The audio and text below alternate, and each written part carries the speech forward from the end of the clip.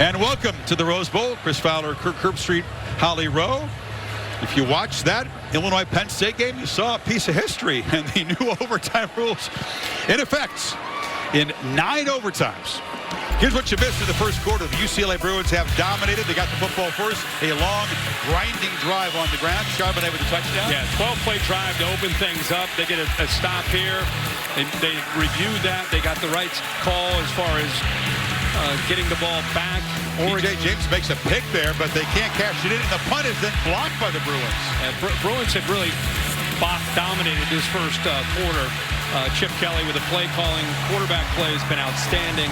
And the Ducks right now just trying to get something going to get their confidence established. So welcome in. This is a crucial game in the Pac-12 conference. Oregon really the last chance team from this conference to make the CFP. They're the only ranked team. They got a long way to go to get there, and they got a long way to go to get back in this game because the Bruins looking for a signature win under Chip Kelly here in the conference. Tremendous first quarter. Well, again, Chip Kelly and the offense came out with a purpose of showing a lot of different looks, see how Oregon might respond to it. The tempo has caused problems. Oregon's heads looking around confused. And on the other side, UCLA's defense has done what they've needed to do to try to get after Anthony Brown. Anthony Brown almost still feels like he's trying to settle into this game. And the ball seems like it's been deep in Oregon territory, whether they're on defense or offense, the entire first quarter. Dorian Thompson-Robinson, Anthony Brown, 2 dynamic quarterbacks who can beat you running or throwing. It's DTR for the Bruins, who's off to a positive start. Brown, who was booed by some of his home fans in a win over Washington last week. The fans frustrated with the offense, off to a slow start here, too. Yeah, and I think when you go through that, it starts to become a little bit psychological. You know, both his offensive coordinator and his head coach have worked with him. Both of them telling us that, hey, I've sat him down, talked with him one-on-one. Don't worry about social media. Don't worry about the booing. But, man, when your home fans get on you a little bit, it's kind of the world of 2021 playing that position. You've just got to be super mentally tough. But I look at him right now. This kid's a good player. He went to Columbus and diced up an Ohio State defense. Has all the ability that you need. But right now, it's almost like he needs a player or two to get his confidence going and to kind of get this rhythm going for this offense. That set the bar high, didn't it? It almost did. Performance to beat the Buckeyes. Each team's had a monster non-conference win. Bruins beat LSU on this field. But if you want to go to the Pac-12 playoff hopefuls in kind of the Squid Game, if you're a fan of the show on Netflix, the elimination game, 2 losses and you're out. Just one team, just the Ducks left. And again, they've been doing it the hard way, but they haven't even played a team in this conference yet who's a real contender. They come up against the Bruins, slight underdogs as a top 10 team against an unranked 2-loss team, and they're going to have to regroup and fight back here to stay in the hunt. So their light's going to be turned out too. I saw your buffs there at the top of the graphic. The light was out quickly. Yeah, that was the first light that went out. Yeah, the consequences aren't quite as severe when the light goes out as they are in that show, but you get the point here. Oregon now a 3rd down play as we begin the second quarter to kind of get things going and cut into this lead. A long way to go. Those speckled uniforms, if you just joined us, they're supposed to mimic a duck's egg. Kind of polarizing, I would say, that design. And it's a keeper. And Brown stutter steps. He didn't put his nose straight ahead, but he ends up getting the first down anyway in UCLA territory inside the 40. Can do just enough with his legs. You know, he's not a dynamic runner, but he's a physical runner. 225 to 230 pounds. Did a good, nice job of reading the in man of the line of scrimmage. Ogude, the defensive end outside linebacker, and as you said, gets upfield, gets that first down. He's got a free play here. Bruins jumped offside. He'll take a downfield shot. Jump ball coming back is Williams, and he's got it. That's what you do. You get that free play. You take a risk, and they're set up first and goal as he beat Cameron Johnson. And that's also what you do in underthrowing him. I mean, it may look like, oh, no, what's he doing? But you underthrow him. A lot of times you get pass interference. The defensive back often doesn't find the football. And that's what happened there. Both. Defensive back doesn't see the football. He gets locked up. As you said, you got the free play with Knight jumping. Now he just puts it up in the air against 3, Cameron Johnson. Let your guy work back to the ball. Williams, the most talented receiver, big 6'5", former Trojan, has had a breakout first half here. Dye on the pitch, muscling down, touchdown. And the Ducks cut into the lead. An impressive drive. You get the free play. They take it. And Dye with his 5th touchdown run of the season, the workhorse for this Oregon offense with C.J. Verdell out. Yeah, and really nice job by Spencer Webb helping set the edge right here. And then from there, they're just able to work to the outside, get outside, outflank that defense. And then you got a couple of offensive linemen. They're able to build up some momentum and tough running there by Travis Dye to get into the end zone. Here's your progressive pylon cam. 7-yard TD officially. Yeah, that right elbow is down. It's just a matter of where the ball will be. Boy, the progressive pylon cam. How about the mouthpiece right in the lens? Oh, yeah, he's short, Chris. That right elbow is down. It looks like he's about the 6-inch line. It was a great effort by Dye, but you're right. We've already had one initial spot of the ball overturned on a 4th down play by review in this first quarter if you missed it. And that is about as good a look as you get from the progressive pylon cam. Well, that thing's been on fire the last few weeks for us. You can look at the mouth guard, a close-up of the uniforms, and more importantly, you see that the elbow is down. Great effort, though, whether he's in or out. I love to watch Travis Dye play football. I love his attitude. Love the way he plays. Of course, his brother Troy was a linebacker here. Man, he's old school. No gloves. Yeah. No pads on the elbow. No wristbands. One of the very, very few guys at any level of football that's doing that these days. Yeah. Both those guys play with the same spirit, same kind of heart, determination, very unselfish, just great leaders. You're not all that familiar with this conference. C.J. Verdell is one of those guys that just lit up the Buckeyes, just shredded them, and went out with a season-ending leg injury, and it's been Dye and a bunch of inexperienced runners. The runner's forearm was down on the ground. The ball is short of the end zone at the half-yard line. It'll be 2nd down. It's the area of the field where the Ducks fans are gathered. About the length of the football away from the goal line here. It's an 11-play drive they put together. I mean, if you just tuned in because you were watching the 9 overtimes of Penn State and Illinois, that was crazy, by the way. If you're watching that, it's by far the best drive that Oregon's had. Their only drive they really had. It's Johnson in motion on 2nd and goal, goes back, and they were looking for it, and picked off. Jumping the route was Quentin Lake. There was a flag down, so hold on. But what a play by the Bruins safety. He stepped in front of the receiver, not fooled by that motion at all. No, I think Quentin Lake, 37, may have lined up offsides. Offsides. Defense, number 37, lined up in the neutral zone. Oh, my goodness. To the goal. Yeah. Replay. 2nd down. He walked up, adjusted himself. He doesn't realize yet what has happened, but there he is right there. He's adjusting to Johnson, and watch him settle, and now he's offsides. Eyes on the player, not the ball, right? Yep. Got himself out of position. One of the leaders, just an error, but cost him a huge turnover and a big opportunity to get the ball back. Yeah, that's a game-changing. Oh man, I mean, we had the review of Dye comes a little bit short than this play with the offsides. The Ducks are just trying to get on the board. You know, they're down 14. Catch a break. So until 2nd and goal, Johnson in motion again. This time he stays there. Brown to Dye, and he barrels in. Another flag is down. Touchdown. Same exact deal. Same deal. He's offsides again. Offside. Yeah, defense lined up in the neutral zone, number 37. That penalty is declined.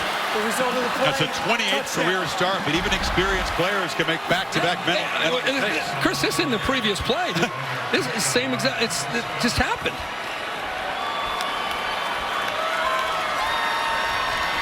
And you're talking about a great player. His dad, Karnalik, was a phenomenal player and a Hall of Famer. So just an error. Had a pick last week. He's playing hurt. Yeah. Many guys at this stage of the season, and the expression on Chip Kelly's face says it all. And that's a marathon drive, Kirk. They had a personal foul on a touchback. Almost unheard of Oregon, so they were back way up at poor field position, and they marched it down the field in 12 plays to cut the lead in half. 14-7 now, early 2nd quarter. Watching the Dr. Pepper Championship Drive Game of the Week.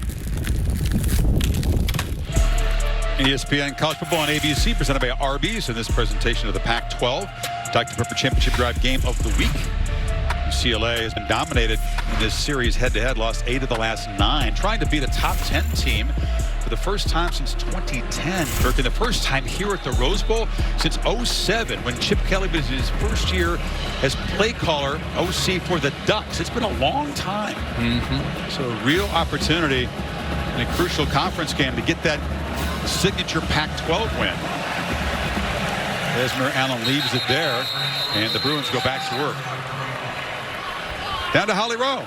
Well, guys, after Oregon threw that interception that was nullified, running back Travis Dye came over to the Oregon sideline and screamed at the coaching staff and said, "Run the bleeping ball." I love the trust they had in their running back. They loved his passion, his determination, and they fed him the rock the very next play, and he got the touchdown. I love that he yelled at him, and I love that they trusted him.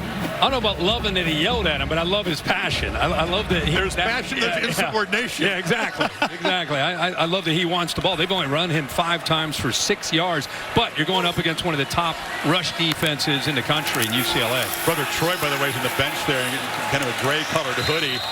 There's the completion out near the 30-yard line. A lot of running backs would express that sentiment, and he has a point, by the way, down there, half yard away. Yeah, and I think balance today is going to be big. But I think Joe Moorhead for Oregon, when they have the ball, they're needing early in this game to throw to set up the run, because UCLA is lined up against that run game. Thompson Robinson 7 for 9. It's been a 50-50 split between run-pass for Chip Kelly so far. Normally a very run-heavy offense. And if you weren't here at the beginning, Zach Charbonnet running just like that. Physical, runs with an edge, doesn't he? He sure does. It's a great example of what he's been able to bring to this offense this year. Picked up a nice block there by John Gaines, the right guard, who came around. Watch 57, a right guard, along with the tight end. 57 comes up to that linebacker, works his way up, but that is hard running by Charbonnet. We saw that when he was in Ann Arbor for Michigan, and I think he's gone to another level here. They fake it to him, and off-balance throw. And Charbonnet also has what Chip Kelly says is elite vision. You study the tape, you get these transfers in there, then very quickly in the practice field, oh, wow, we got something special. This guy sees things that most backs don't. Yeah, he's one of the first guys out on the practice fields, one of the last. You hear that more and more around the country. The best players are the guys that work the hardest. And Charbonnet, he said, man, if we would let him, he'd be on every special teams that we have. He's our running back, so we don't put him out there in the special teams. But you love it that he wants to be on all the special teams. Yeah. Thompson Robinson, and the first down carry. Remember him from last year. This was the opening weekend of games in the Big Ten. Wolverines visited the Gophers, and you can see what he did at Michigan there. You and I had his opening game when they did take on Minnesota, and see what he did in those first couple years. And some people somewhat surprised that he decided to leave, but that's the world of today, right? It's kind of the college football scene that we see, and he's landed very well in Chip Kelly's offense. Britton Brown is the back. It's the Ducks fans making some noise for their defense here in 3rd and long. Thompson Robinson, long way to go if he's going to run for it, but he's got speed, and he's got the first down. That's a nightmare for a defense when he can do that. But when you bring out your linebackers and you pressure and you play man, you better have somebody outside. Again, that has to be an emphasis all week, that we cannot, especially on 3rd down when we blitz, we cannot let him get outside. And here comes the Flintstone formation. See up top, they'll adjust down. That's Kelly's term for it. Over the years in football, there's been some chicanery, moving guys around. After all that, they just hand it off to Brown. And he turns the corner and is second to 50. He said there's a lot of different Flintstones, right? You got Barney and Wilbin, Pebbles and Bam Bam. A lot of different things that he likes to do. And it's been effective at times. Well, it's a wrinkle that Chip feels that it makes the defense that he's going up against have to prepare. And it takes away from their time and to prepare for the rest of their base offense. And sometimes, by the way, they'll stay in it. He just wants to see how you respond, and then they'll come back to that, revisit it, and maybe call a play where they stay out wide. See that play sheet? It's like a pamphlet. Some guys have a little card. Chip's got multiple pages with tabs in there. I mean, he's very quick. He's like a savant at doing this, but that's a lot in his hands there. Look at that.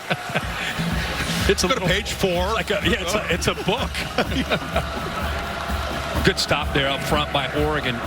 right in the middle of that defense. They're rotating a lot of bodies, trying to stay fresh today. And again, if you're just tuning in after that Penn State-Illinois game, Thibodeau, one of the elite players in the country, will be working off the edge all day today for this Oregon defense. And UCLA trying to make it hard on him today. It's the Duck always active.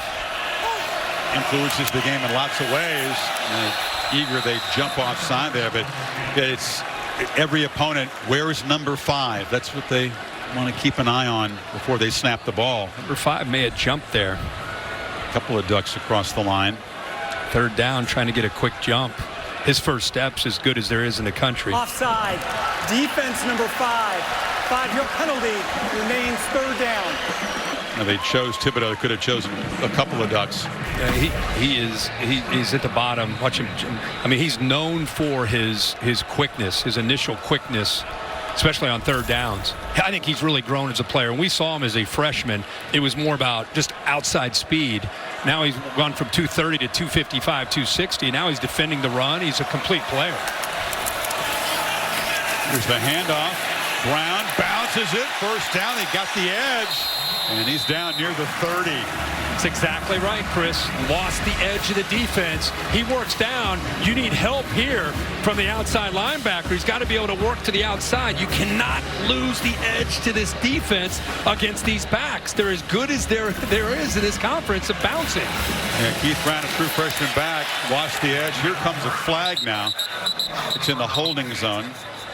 Thibodeau involved in the tackle there. You're exactly right. Thibodeau has become a complete nightmare, not just a pass rusher, but what an impressive dude. Even when we spoke to him as a freshman. Defense, number 50. 10-yard penalty from the end of the run. First down. Don't see that call very often. Got big Popo in the middle. You see a flag there. I mean, 9 times out of 10, it's offensive holding. Another look here. Yeah, I was trying to see where 50, where he's holding. Oh, he grabs onto the shoulder pad there. Brown bangs down. Again, penalties. Oregon they're not dominant enough in this league to get away with that kind of stuff. Penalties on both sides of the ball. They make it very hard on themselves.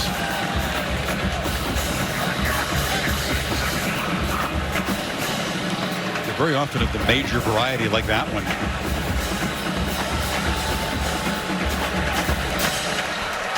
Bruins back in the red zone, but they've been very efficient this year. Brown, he cannot escape the tackle of Noah Sewell. The heartbeat of that defense. Boy, that's a great play by Noah Sewell. We just talked about how these backs like to bounce and how you can't lose the edge. Noah Sewell is a middle linebacker right here, but he does a good job of working to get outside, expecting it. Gets off of a block, plays the block, and still keeps outside leverage. Keep in mind, Noah Sewell, 255-pound middle linebacker moving like that. Playing hurt. Extremely tough football family. I know about that. Bruins have been perfect. 5 for 5 on third down. And Thompson Robinson that time misfires. A little communication disconnect there. Cam Brown was in the area, but it's fourth down. Here comes the field goal team. Thibodeau that time drops. You know, you're thinking about third down. Thibodeau, one of the elite pass rushers, would be coming after instead. We've seen this all year where they drop him. They brought the true freshman Swenson from the other side. Armiro, sophomore from Palos Verdes, California, been perfect on the season so far inside the 40. This from 35 yards. And he just missed it to the left. Hooked it outside the upright. UCLA, impressive drive, come up empty. Still a 7-point game, midway second.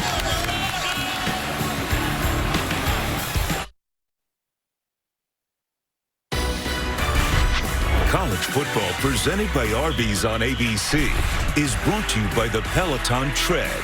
Run faster and get stronger like never before. The old boot and rally game for Cade McNown. Chris Saylor wins it. That was a college game day trip out here back in 1998.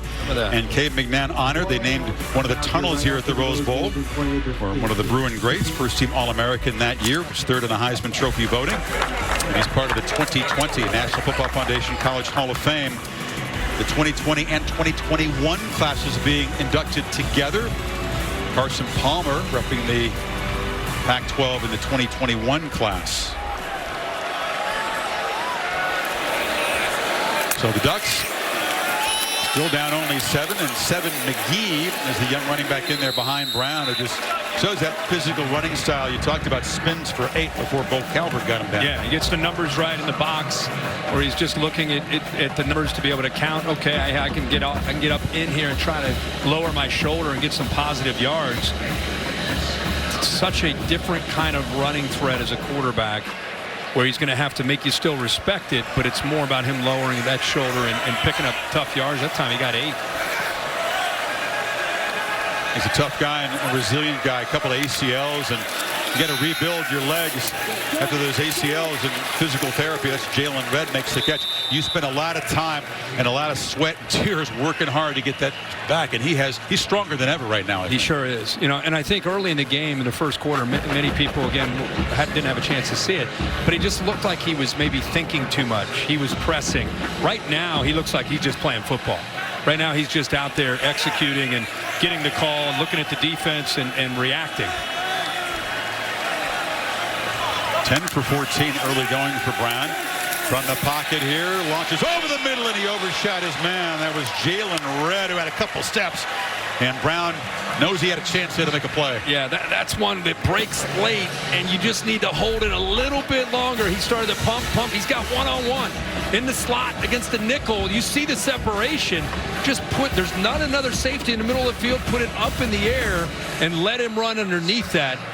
They'll come back that. Jalen Redd, 5'9", 170, veteran guy going up against Knight in that slot spot. They'll got to hit that when it's one-on-one. Each quarterback has had a chance to make a big play down the middle, and they've overshot the receiver. Now it's a screen to Dye. Nice spin move to get some space, and Travis Dye knocked out near the 43 there by Devin Kirkwood. It'll be 3rd and short. How pretty was that? How pretty was that spin move? Very.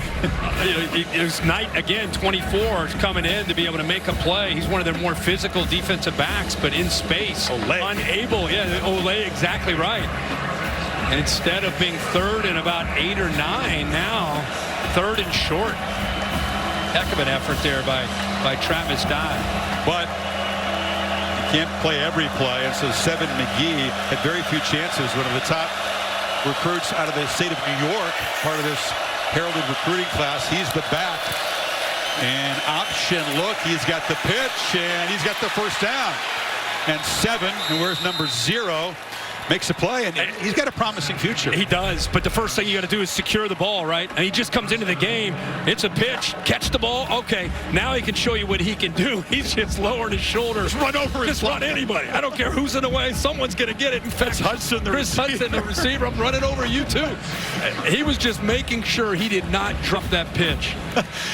They came in the same recruiting class. He said, sorry, partner, you're in the way. A rare chance. I'll ice that bruise down for you later on your back. And Brown, a long throw, catch made on the far side by another freshman, Franklin. You see a lot of these young Ducks get involved here in this drive. That's the thing about Mario Cristobal's team. You know, they have had a lot of injuries. He is so proud of the resiliency of this team. They went to Columbus on a noon Eastern kick, 9 a.m. for them, with 4 or 5 starters out on defense, and rallied with an us-against-the-world mentality. And they've had to fight through, and they've had a loss. They haven't looked good the last few weeks, but they just kind of keep plugging away. A lot of young players. They lost the guy who was key, Riddell, in that victory over Ohio State. They had to kind of rethink and shift the offense. Brown has plenty of time, lofts it, and just off target. Well, he missed Micah Pittman, who was wide open. He got hit after the play there. Well, you can't float that. That's one you want to. Remember the last one? He needed to put it in the air a little bit. This time, you want to throw it on a line. You got a mistake by UCLA in coverage. If you could have seen that, 12, Irby ended up getting up in tight coverage. He had a huge hole behind him. If he throws that on a line, it's a 25-yard gain, 20-yard gain. Dye motioning back in, 3rd and 4. Bruins showing some pressure. Bring 5. Again, long throw, wide open receiver. It's Johnny Johnson, who's been busy early in this game. Smile on the face. It's a first down. He's dangerous when he's healthy. He's one of the top, more experienced receivers in his conference. That time, Devin Kirkwood, the true freshman corner, very soft on third down, and the crafty veteran Anthony Brown said, okay, rookie, you're going to put off that soft, going to make it easy for a third down conversion. Johnson's fourth catch already. You saw him give the young DB a little smile there. So that's not good enough at this level. You better challenge me. You better come up on me. 7 McGee again in the backfield. Brown patiently using that play clock, snaps it at 5 and looks for the back out of the backfield, who makes a catch inside the 20. So 7 McGee involved in this drive, and the Ducks moving again in the red zone. He's got some live legs, and you can see they like to get him where he can have some space to work. He's got a bright future as a young player. Does a good job of, ball looked like it bobbled for a second, then he gets his body turned and easily makes that catch. But he's dangerous out of the backfield. When you play running back at Oregon, it's not just about running the football. Pass protection's big. Getting him out of the backfield. They throw the ball quite a bit to these backs. Mentioned Byron Cardwell. They got 2 talented true freshmen. They've had to contribute early because of that Riddell injury. And now Brown pressured in the pocket, delivers incomplete. It was a high throw, but into the hands of Jalen Redd, who was running free. And now he's going to limp to the sidelines. Yeah, he really hasn't been healthy for much of the year. He right away grabbed the lower part of that right leg. Good job. We just talked about the importance of these backs helping out in pass protection. Travis Dye does a good job of picking up a blitz. Ooh, there's that right leg, just that right ankle. Again, you'd want your quarterback to hit you in stride, Kirk. It made it a tougher play. Now another free play for Brown, who throws into traffic on the carom. It's picked off. This is not going to stand because the Bruins were offside. So don't judge the quarterback on that decision. It was Kirkwood on the carom, but again, the Bruins too anxious. Second time an interception has been nullified by a penalty. That was, again, very obvious. Defense number 33. 5-yard penalty. Repeat second down. The game clock will begin on the snap. We've seen them where they line up offsides. This time, give Anthony Brown the assist because the hard clap got Bo Calvert to jump. So that wasn't where you line up. That was just you trying to anticipate the snap count. Calvert, like Lake, who was guilty earlier, very experienced player. Don't expect that. Chip saying, come on now, let's calm down. 11th play of this drive. 2nd and 5 after the 3-5, and they throw it down to Franklin, and the freshman down inside the 5. It's 1st and goal. Efficient drive for this Ducks offense. Well, real natural ball skills there from the freshman Franklin. Boy, every time Oregon with these offensive linemen, this time it's Jones who's walking very easy on that left leg as he gets back in position. But how about the natural catch? He makes the catch, but just the skill set after the catch by Troy Franklin, 6'2", 170 pounds. 2 tight end look to the left here. 1st and goal. Dye makes a cut and scores standing up. Ducks had chances to make big plays in the drive. Ends up being a methodical 80-yard march in 12 plays. And they stretch the lead or get a chance to get all the way back even in this game after being down a couple scores. How about big run walk right here? We talked about him as a guard moving over, plays center. He does a nice job. You see the left guard actually pulls around this time to be able to help out. And then just good, hard, tough running to bring that back against the grain at the goal line there by Travis Dye. Talked about the impressive first quarter by the Bruins. Not much but right for Oregon, but they hung around and have now worked back even. 14 apiece. Final 3 minutes of an eventful first half.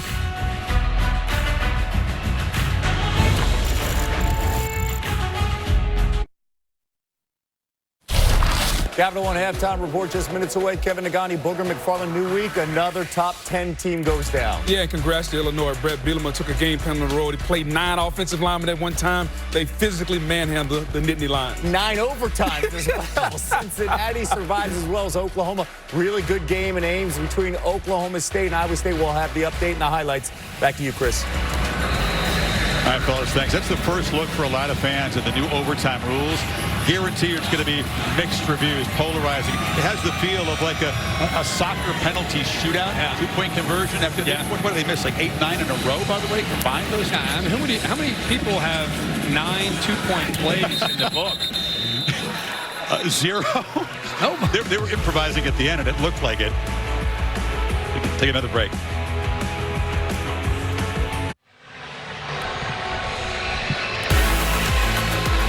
Aerial coverage brought to you by Goodyear. Anything can happen as long as you have the drive. Goodyear, more driven. Rick, we come out here to the Rose Bowl. I want to see the San Gabriel Mountains, and they're shrouded in clouds today. Kind of a bummer. You can kind of see them out there. There's nothing better than this view.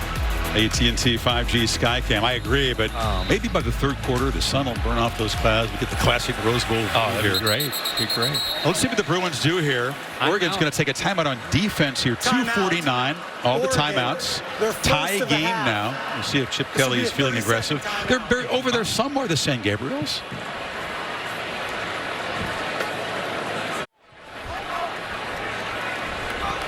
Anderson able to walk off. Bruins 2.5 minutes to work with here. 2nd and 10 as they try to reclaim the lead. 13 straight for the Ducks. And it's the reverse pitch inside. Bobbled by Casimir Allen. Doesn't get a chance to really flash the speed, but gets out across the 30. Barely held on to it. Yeah, running back in high school, they moved him out to that slot receiver, but they utilized him within that run game. You know, a lot of times whether it's jet sweep or coming back the way he did right there, just another way for Chip Kelly to have a little wrinkle in that run game, make defenses have to be aware of 19. Because it's third down, there's no urgency. UCLA not spending the timeout yet. Hoping to keep the drive going, in which they would, again, get a little more urgent. And it's a keeper. Thompson Robinson slips a tackle and dives out of bounds for a first down. Sewell forced him out. They move the sticks. Again, what do you do with Thibodeau? Are you gonna read him, or what are you gonna do? He's right here. Are you going to block him, double team him? No, just read him. Take him out of the play, and then you rely on the quarterback doing a good job of getting away from the safety who was coming downhill in a hurry. Holly reported that Thibodeau had the ankle retaped there. He didn't look to be full speed on that play, did he, as he pursued. First down. Here comes the late pressure. Ball gets out of there, and the catch made by Phillips. Was that Sewell had a running start at the quarterback? He did. That time Thibodeau drops in coverage. Watch him work here, and this is a liability with an ankle. He just doesn't have the awareness to drop in coverage. Ducks barely got lined up, and that's Phillips again making the catch along the sideline. Another first down near midfield. Chris, watch him here. You think about him as a pass rusher, but right here, lack of awareness. He doesn't even look to his right and dial up Kyle Phillips, who's their most dangerous threat in the slot. He's a pass rusher. Yeah, and OCs are a lot more worried about him close to the line of scrimmage in space. There's tackle made by Thibodeau. Now let's see if no, they're not going to stop the clock yet. They've got all 3 timeouts. Winding down to a minute to go. Still playing with tempo. Thompson Robinson. Ball again hit as he throws, and it's collected on the hop by Charbonnet, who's trying to make something of this. Are you kidding me? Some indecision. Was it an incomplete or a fumble, but a backward pass there. Swinson got there in a hurry. Look at the fielding ability by Charbonnet. Yeah, yes, Swinson, the opposite of Thibodeau, gets around him, and this ball is in fact a lateral. Ball goes behind Charbonnet. He's fortunate, like you said, to scoop that up and then make a man miss and get some positive yards. That's a super lucky bounce of the football right back to him. Third down here. Good fortune never hurts. And now Oregon again is going to spend the timeout on defense here. Bruins threatening with 52 seconds to go. Quick word now from Cheez-It. The Hall of Cheese is here to honor fans as dedicated to college football as Cheez-It is to cheese. If that's you, use the hashtag MVCheese to show us why you're worthy. First of all, looked like he spent a timeout there to kind of confer with the official, but it's pretty clear that was a backwards pass. Yeah. And I also noticed that Thibodeau checked himself out of this last play. Maybe it was a chance to call a timeout, maybe give him a breather, some of the other guys a breather. That tempo was coming at him pretty good there. Maybe a chance to just regroup, gather themselves. It's such a big down here and a tie game at 3rd and 6. Yeah, good point. He's back out on the field now. And no need for the timeouts on offense. Good use of one there. It's 3rd and 6 here. Britton Brown replacing Charbonnet. And there's Dulcich, often a big factor, the tight end, on these 3rd down plays. Thompson-Robinson looks to throw. Dulcich fell down early in the route. Then they try to get it across the middle. Ball was tipped and caught. Cam Brown went down and got it. The A&M transfer, first down at the 34. That's a great effort because if Noah Sewell tipped that ball, both elbows get underneath it. And now Thompson-Robinson is going to be spun down. Thibodeau, an impact play there. Got in a hurry, and that is his 3rd sack of the season.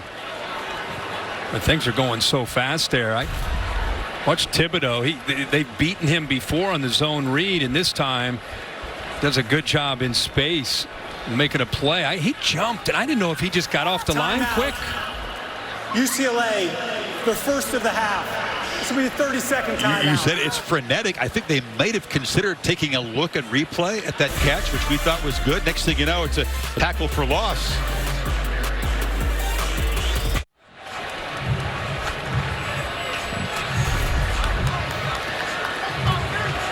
What an effort by Cam Brown. Yeah, hands. Right. They think the elbows get down, and the ball never is aided in control by hitting the ground.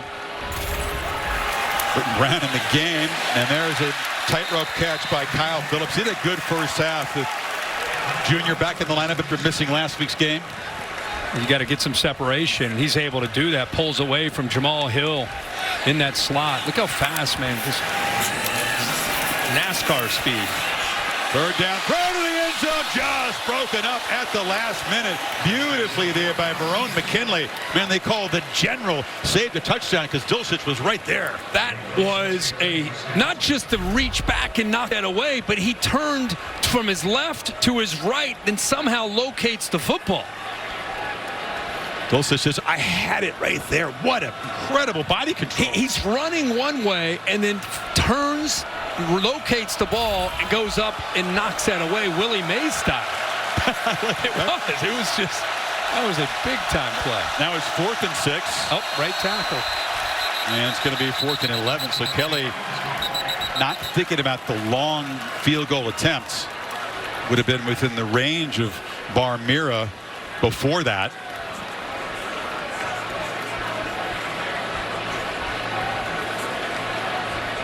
John Gaines, who's been the right guard, the leader of this offensive line, has moved out to right tackle with Alec Anderson going out of the game. Defense. Actions causing the offense to false start. 5-yard penalty. Remains 4th down. There's no 10-second runoff. The game clock was not running. Yeah, you can't make a motion or a sound that induce the offensive line to flinch. Cristobal disagrees. They're stemming up front before the snap, trying to affect the. Watch the defense move, but they're yelling something to make the offensive line move is what they're saying. It's not just the movement, it's the call to make the move that makes the offensive lineman. You can move, you just can't bark out. Yeah, but I mean, that's how you know how to move is you bark out. But makes it 4th and 1. Thompson-Robinson hands the ball off. They had to earn it, but Charbonnet dived for the first out of the 22nd. Still got a couple timeouts and not spending one yet. The clock will start momentarily here when they move the sticks. 16 seconds. Thompson-Robinson wanted to look for the end zone. Now he checks it down. Dulcich makes the catch. Tackle at the 11. It's another first down. And they'll spend a timeout here.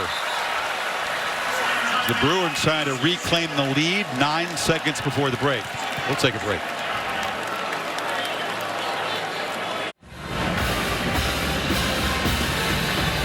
Bruins offense had stalled after a couple of touchdowns early in the game. Kirk now trying to reclaim the lead.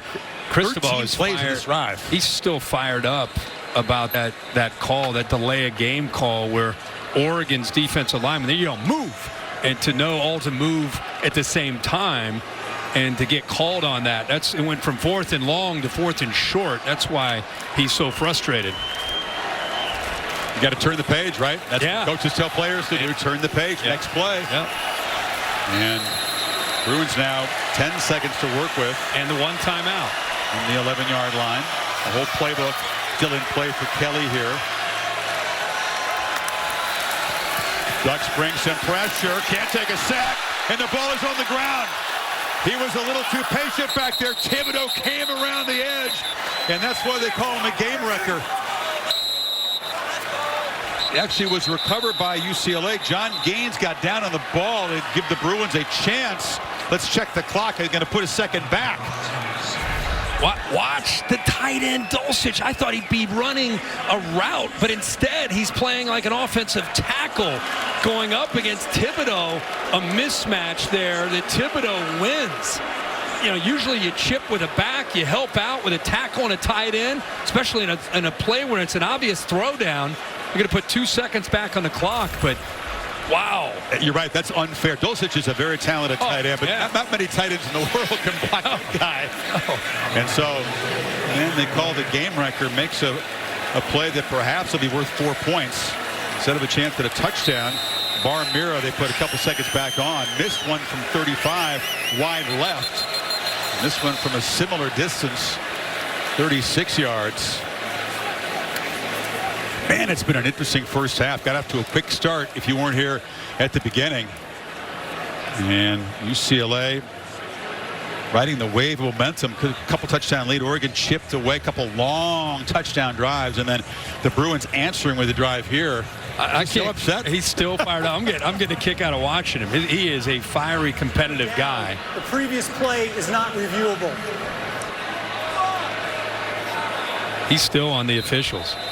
He's wondering maybe from now why they have 2 seconds to work with. John Gaines did make that recovery to preserve possession and give him a chance at 3 here.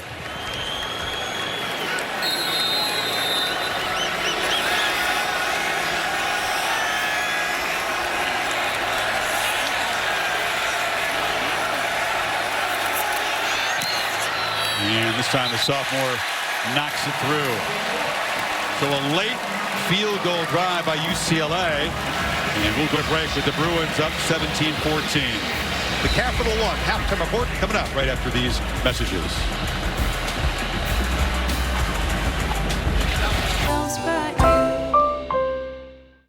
Weeknights at 11. Welcome back to the Dr. Pepper Championship Drive Game of the Week. ESPN College Football on ABC, presented by Arby's in this presentation of the Pac-12 on ESPN. Dr. Pepper Championship Drive Game of the Week. Bruins 17-14 lead here at the Rose Bowl. And welcome back to the Kirk Herbstreit family broadcast booth in the Keith Jackson Broadcast Pavilion. Are you kidding me? That's for real. I know, man. Congratulations. A man who's been the analyst at more Rose Bowl games than anybody ever. That's pretty cool. Pretty surreal. Yeah, I appreciate it, man. When they called me and asked me about that, I grew up in the Midwest. The Rose Bowl to me is the most unique and special setting, maybe in all sports. So to be able to call so many games with you and with Brent, it's been a privilege. Didn't even have to write a check to the Tournament of Roses to have your name on it, man. That's very cool. Yeah, thanks, brother. We're set for a great second half here. Sure, our Bruins kicked the football away. Ducks way back when had won the toss and deferred, so we'll see. Anthony Brown go back to work here. Pretty good first half for Brown, 15 of 22, 167. some strategic runs, and Oregon put themselves in a deep hole early in the game. Yeah, it's really a tale of two different quarters. Early, it was all UCLA. Block a punt, get a couple touchdowns, up 14-0. But then the script flipped. Anthony Brown settled in, started to make a few plays downfield in the pass game, got Travis Dye involved. And just like that, the Ducks got on the board, and then they were able to score a couple touchdowns. Nice long drives, too. Yeah, the first time Dye was stopped on 4th down, then they had the punt block, then 2 big marches. The Bruins, that late field goal to reclaim the lead. Brown looking to throw, and first down has good protection and checks it down to Micah Pittman, who gets a touch. Holly? Mario Cristobal of Oregon was frustrated with the officials going into the locker room. He spent some time talking to them, and I said, how are you addressing this with your kids? He said, I told my kids in the locker room the same thing my coach told me in 1988. Miami was getting ready to go up to Notre Dame and play them. He said, don't leave the game in the officials' hands. And he's like, that was Jimmy Johnson, my coach. You know who that was? I'm like, yes, sir, I do know who that was.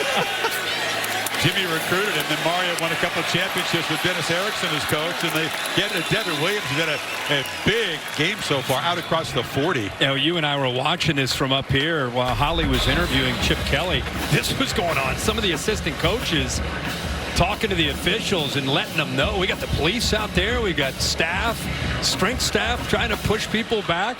They were not happy. I think it all had to do with that stem, that move on that 4th down play. Take it to Dye, pitch it again to Pittman, and he's able to twist his way for a yard before Quentin Lake forced him out. There's a number of things here upset about, perhaps the fact that the offensive recovery gave the Bruins extra 2 seconds, a chance to kick that late field goal. But any coach would tell you, even Jimmy Johnson, move on, right? Yeah, absolutely. By the way, last 2 plays, tacking the field with long throws. It's my favorite part of the game with 2 good coaching staffs. Adjustment at halftime. How do you plan to attack? How do you plan to defend? Again, Joe Moorhead from the press box calling the plays for the Ducks. They had a couple 3 plays in the first half. Should be another conversation about whether they were induced or I came think across. the center may just slightly moved. Anytime you see a nose jump like that, it's usually the center. Again, Alex Forsythe not able to go, so Ryan Walk, once again starting at center. He just kind of pushed. Wasn't much, was it? No, not a lot, but enough to pull the nose off. Just kind of, his body shifted. His body weight just kind of shifted back. It's the right call. Joe Moorhead calling an interesting game so far, Kirk. Brown looking to throw again, delivers across the middle, across Pittman. Pittman makes the catch, still fighting for yards, banging off defenders. A late flag comes in. He's knocked down at the 32. They have a man downfield. And spoil another big play for this Ducks offense. The umpteenth time this year.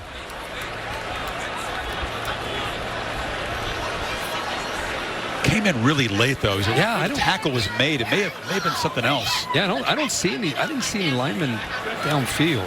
Personal foul, defense, targeting, number 7. It's a 15-yard penalty. The play is now under replay review. And it's Mo Ossing, the corner. And they called number 7. I think that's a mistake. It's number 3. It's not Ossing. It's Cameron Johnson who lowered the helmet right in to the helmet. Yeah, Pittman there. So Lamagnier will help us, and Herbie, is your clicker. Yeah, the linebacker depth, Chris. Look at them. There's nothing in front of them. No reason for them not to get back there. And I think they just didn't anticipate that crossing route with Genmark Heath. 15. He almost gets a hand on it, but a tight throw, but he gets it in there. Let's take a look at what Mark Duddy and Fogeltans are looking at, Bill, on this replay. How did you see this? He dipped the head, and then he made a move into him. If he should have kept the head up and tried to go around him. But he dipped the head at the last second and moving forward. The ruling on the field of targeting is confirmed. It's number 3 of the defense. Number 3 is disqualified from the game. It's a 15-yard penalty from the end of the play. Now they correct the number, but Cameron Johnson, the senior corner, is ruled out for the rest of this one. I just wish he would have kept the head up on that. He had time to do that. And if he would have just had the head down and they would have collided, probably not. But he made a forceful move right into that man. Meanwhile, Pittman, Kirk, who didn't have a catch in the first half, has now made 3 catches on this drive. He's really had a quiet year. 2 receptions only in the last 5 games. You're right, he's come alive here today. You tack on the 15 after a big game. They're in the red zone now. Senior out, true freshman corner Devin Kirkwood is in. Had a big pick against Washington, but now he's covering Pittman to the right side. They look that way again. Catch made in the slot. And it's a touchdown to Chris Hudson, or excuse me, down to the 1-yard line. Not a touchdown. They're going to spot him just short. And all of a sudden, Brown is dropping dimes here. And Joe Moorhead went right after the freshman you just mentioned. Kirkwood there at the bottom. Go after him. Just came into the game. He's played a little bit sparingly in the first half. Good job of reading that and being patient by Anthony Brown. He had an out cut, and he had a slant behind it. He waited for the slant to clear, and they attacked the freshman Kirkwood. First catch for Hudson. 2 tight ends in on 1st and goal. Dive. It was easy. And the Ducks right down the field. Lead for the first time today. 75-yard drive, and Travis Dye with a hat trick. Nice job, Chris, here. 53 walk here. Watch him come down on the block and then work his way up to the linebacker. Nice job coming down. Helps get a little push, a little dent in that defensive line, and then up to that backer to open it up for Travis Dye. Again, Dye carrying the workload in the backfield for this Oregon team. More than up to it. He relishes the chance to show what he can do. Leading rusher a year ago, but was sort of in a support role to C.J. Verdell until Verdell went down, and Dye has stepped up big time 3 games in a row. King, Dan Levy, Olivia Rodrigo, and Halloween Fun. Jimmy Kimmel Live, all new next week on ABC and stream on Hulu. Taco Bell welcomes you to the Live Más Student Section of the Year contest. Hashtag Student Section Sauce. Get the attention of the committee. ESPN.com/Taco Bell. UCLA students who came to game day given a free ticket and a free bus ride to the game, and let them took the opportunity. Excellent turnout here. Far different energy. But now their team is behind for the first time. Ducks 75-yard march and 6 quick plays. Brown 5 for 5 on that drive. And then Travis Dye, kickoff out of bounds. Cost him yardage up to the 35 now. So you got Kayvon Thibodeau, one of the top players in the country. How do you defend him? You deal with a crack block. A lot of different looks, a lot of different things that Chip Kelly's presenting him with. They're going to make him cover back out of the backfield. Keegan Jones, that's not where he wants to be. Now, he's had some good. Late in that first half, we saw him wrap up the quarterback where he kept it. Thompson Robinson here off the edge against the tight end who's trying to block him one-on-one. A mismatch, and Thibodeau's able to win that matchup too. So it's been an interesting kind of a chess match between UCLA, how they've gone up against him, where they've won a few, but 5 has also won his share, playing on a hurt ankle. You got to respect that. Thompson Robinson, immediate pressure, escapes, bouncing off his own lineman, got back to within 2 yards of the line of scrimmage. Doros grabbed him. A good push in the middle there, just the inside of that defensive line.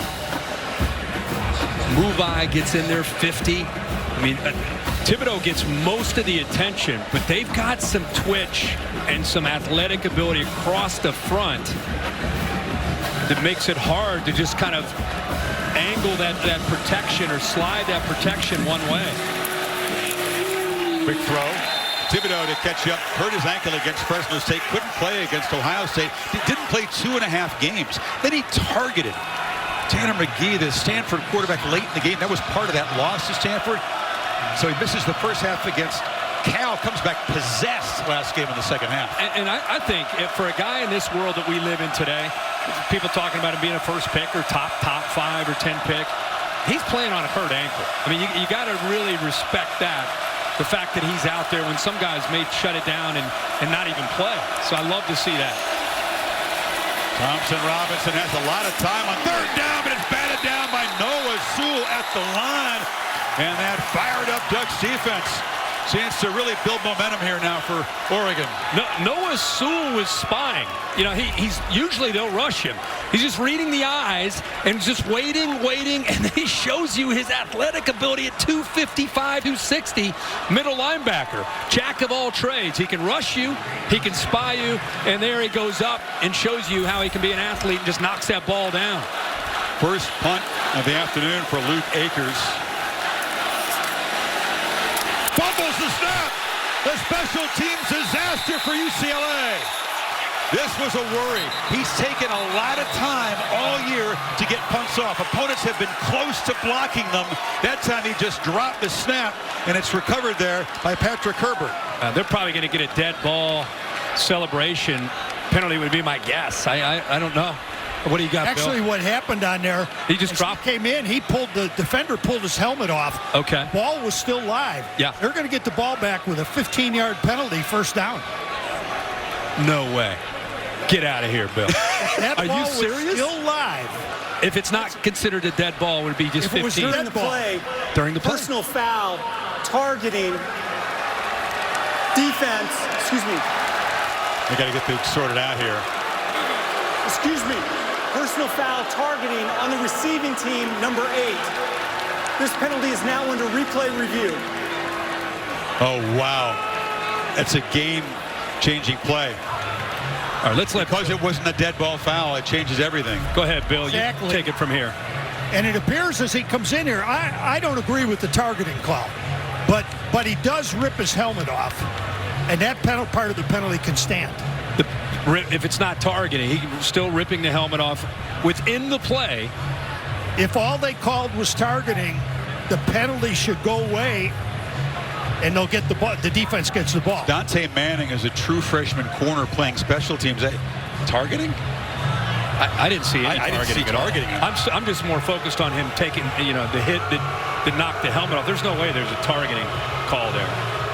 I agree. The targeting should go away, but since they didn't call a helmet. After review, there is no foul for targeting. It'll be Oregon's ball at the spot of the recovery. First down. So they're saying nothing is with the helmet coming off. They would have called something with the helmet coming off.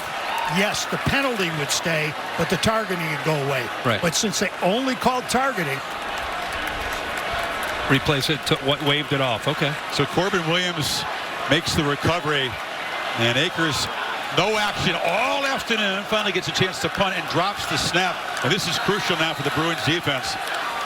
Already down 4 in a very short field for Anthony Brown to work with here.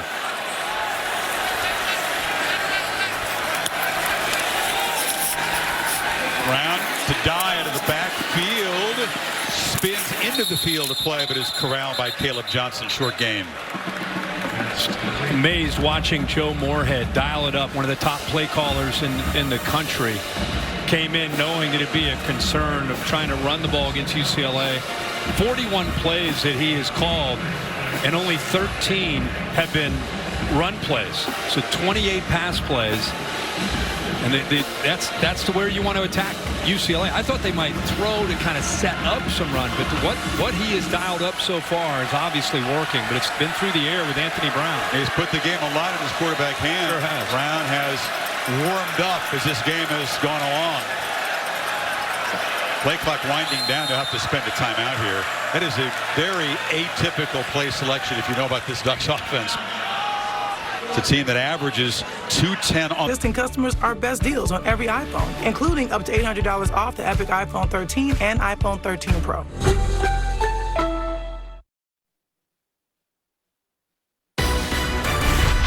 College football on ABC is presented by Arby's. We have the meats.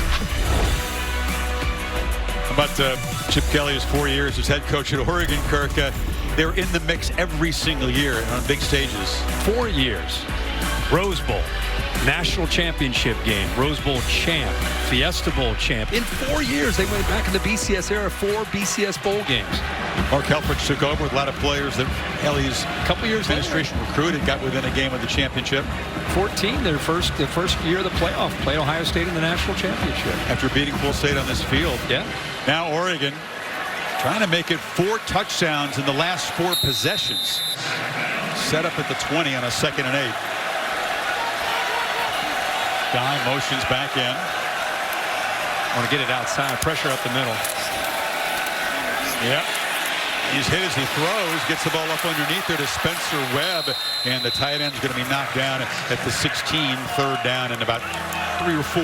I've just been impressed with Anthony Brown, his poise today. This is a guy that's had some struggles at times this year. He's had some great moments, but really kind of settled into this game, especially after the way it started, Chris. He's now 22 at 29. See what happens on his 3rd down. 8 in a row, Kirk. Yeah. Just not making mistakes. You know, they're playing well. They go empty. 3 receivers to the right. Bruins showing a little pressure. Back out of it, rush 4. Ball is out. Catch is made by Pittman. Has been busy after halftime, and it's a 1st and goal for the Ducks. Good pre-snap awareness by Anthony Brown. Nice job of finding Pittman again in that slot position where he's got soft coverage against Knight. Just pitch and catch, throw it in rhythm, get it out there. Pittman's really stepped up more with Jalen Redd went off the field after that ankle where he went up in the air and came down. Pittman taking advantage of an opportunity, really playing well.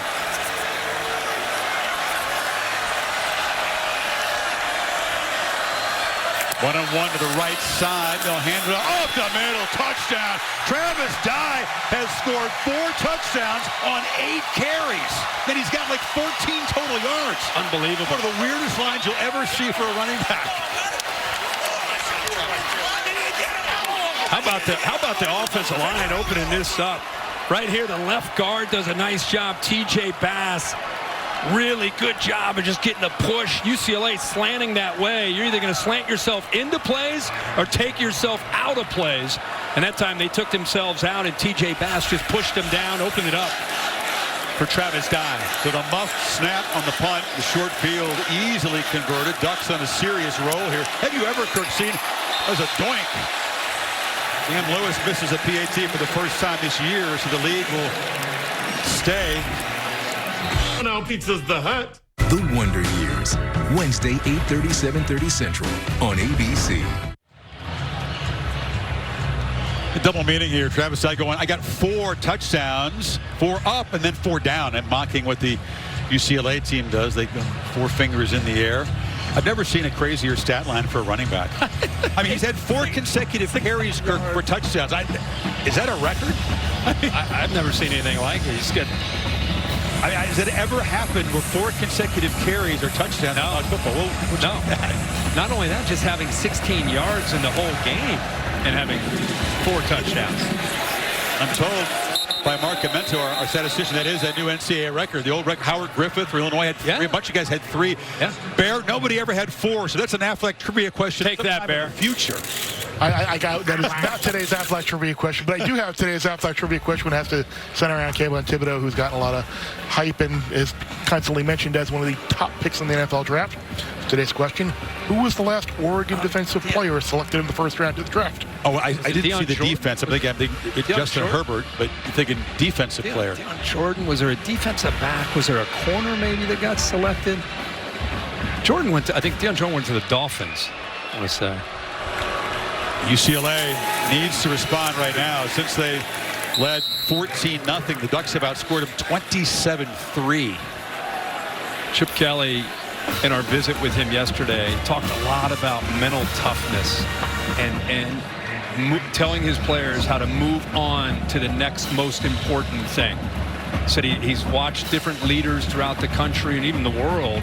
He talked about the Cal rugby team, about how their coach talks about moving on to the most important thing. Well, that culture and that's needed right now to move on. That's a tough one. When Akers drops the snap, gets injured on the play, and the exactly what the Ducks needed and UCLA didn't need, a short field. Can they get an electric play downfield? Can they? What's hard about this game, Chris, is the first quarter, it could not have been any better. I mean, everything that they were doing on both sides of the ball, they were up 14-0. I don't know what it is when you and I show up. One team jumps out to a big lead, and the other team works their way back into it. Oh, Britton Brown into a very clogged middle on 3rd and 1. No, sir. They don't get it. Jeffrey Bassa, part of that talented recruiting class, the freshman on the stop. And he's a safety who's moved to linebacker. Boy, that's a nice job of being able to get in there. And nobody picked him up. Nobody climbed up to that level. And here comes Chip Kelly, deep in his own territory. 4th down and 2. Well, you've seen his defense unable to stop the Ducks in 4 straight possessions. So down 10, midway 3rd. See if they actually run a play. Obviously, they try to get the Ducks to jump offside. They're going to run one. Thompson Robinson rolling, slips, and somehow recovers his footing and dives for a crucial 1st down. He got around McKinley. McKinley was in perfect position. Just perfect position right here. Watch him. He's thinking about play action and making sure he doesn't get outflanked. Get outside, be there. Oh my gosh, what an effort there by DTR. Dorian Thompson Robinson on a critical 4th down. Charbonnet sure gave the balance, though, Kirk. His cleats slipped on the turf. It's raining now, slightly raining, so it's a little slick out there. You thought for sure he was going to the ground. Somehow stayed up. Yeah. I mean, he had 2 defenders out there. McKinley gets to the outside. He's got to go back inside. That's what you're talking about. But you see the Oregon guys dealing with the footing as well. Charbonnet goes in motion. Thompson Robinson over the middle. Catch made by Kyle Phillips. And the veteran has a 1st down. That was cool. Kyle Phillips, as he's running the route, he starts to clap his hands like, I'm ready for the ball. Like he's about to, in a basketball game, he's calling for the ball to shoot a 3. He starts clapping his hands like, hey, yo, give me the ball, give me the ball. Watch him. He's not even done running his route. He's like, I got this. Give it to me. Does that so well, though. He'll just improvise a route. The line on the page may call for something else. He'll just change his mind. It's a feel. He's the Hunter Renfrow, I think, of college football this year. Very similar player out of the slot. He's got 3 really long touchdown catches here. Today it's been more of a possession, short route kind of guy. But it's been important. Charbonnet just a yard. Keon Ware Hudson made the stop. They collapsed down in a hurry. I really thought Thompson Robinson might pull that. I don't know if that was a read or a predetermined, but he could have pulled that and gotten around Braden Swinson, the true freshman who was on the edge of the defense there. My man. He was on the game day set, and then LC teased him and picked the Bruins. I know. Over the beloved Ducks. Oh, he's always got the props. You know, there's a pre-snap penalty. Like the left side going backwards. Offense, number 74. 5-yard penalty. Remains 2nd down. The athletic left tackle, Sean Ryan. Tremendous athlete at left tackle. Maybe a guard in the NFL, but look, weights there. Look at a slinky. Yeah, I don't know. It looks like this slinky broke. That's from the 1st quarter. He probably broke it in the 1st quarter. He's having his own event down there. Meanwhile, 2nd and 14 after the penalty. Chip's going crazy at the bottom. And way on the field. Yeah, he was about 3 yards out into the playing field. And once again, there's a flinch on the Bruin offensive line. This time it's on the right side. They did it again. False start. Offense, number 85. 5-yard penalty, 2nd down. Remember, in the first half, they called delay a game on the defense for yelling, move! And then all of them stemming before the snap. Listen, let's see if you can hear them yell this. You hear that?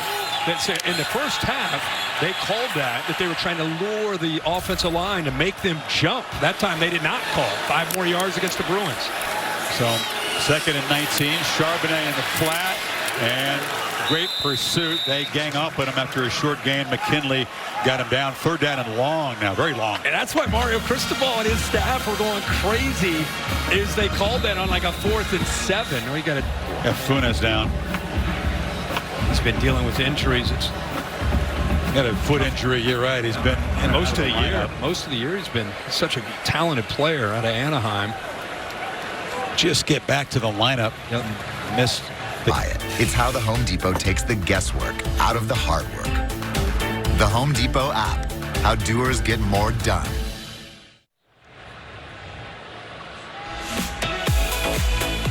Goodyear providing the aerial coverage, making the plays that move you forward. Goodyear more driven. Have a gloomy day here in Pasadena. Atypical weather.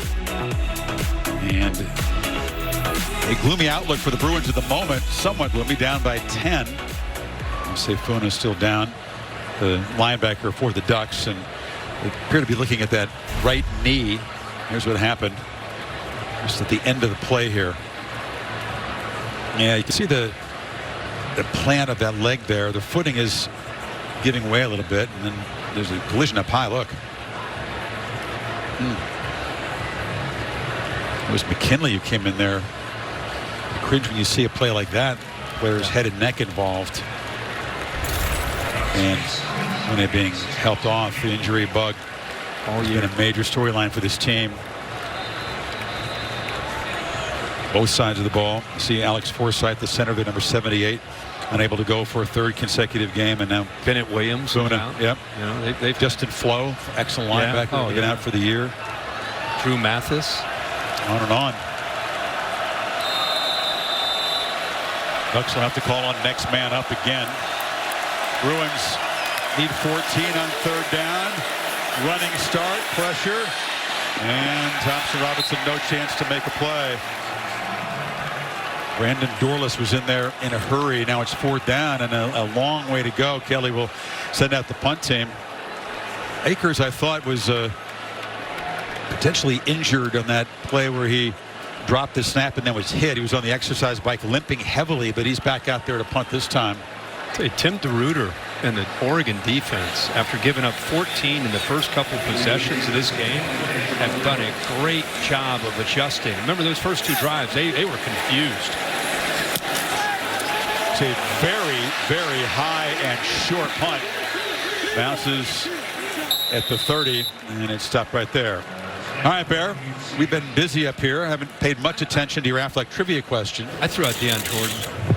I appreciate the effort by you guys. Deion Jordan was one of the Oregon players taken in the first round. But, however, the answer to today's Affleck trivia question, there has been someone since. It is Forrest Buckner. Oh, the big fella. He was 7th overall in 2016 by the 49ers. Your boy Chip was pointing that out the other day to us. That they had a lot of really talented players in Oregon's defense. A lot of the flash and the sizzle with the running backs, the quarterbacks, but overall in that roster, a ton of talent on the defensive side in his 4 years there. His dive, not a touchdown this time. It snaps the streak of 4 consecutive carries with a touchdown. He would have had to take a long distance, Kirk, to keep the streak alive. I don't know if that one's going to be broken for quite some time. Your dry skin can be challenged at UC. We're missing CeraVe, 3 essential serums we've lost, barrier. So, and we're in this to get each other's backs. Developed with dirt. Love ThredUp. It's one of the consignment and brands up to the estimated. Many things to choose, different brands. Retail for $100 is $38. Blouse 8 with tags. An amazing price, second chance for the miss. Head it up to an extra store. Accuracy, it's decision making. It's just a good feel. You see another Duck that's dealing with a potential injury. I just love the way he's playing.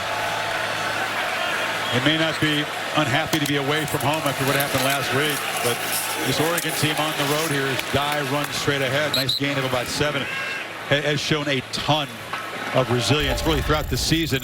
And this was last week. It began as a murmur in the second quarter, and then they got very frustrated with the lack of explosive plays. He made some mistakes on easy throws, but then look at the end here. Watch the effort.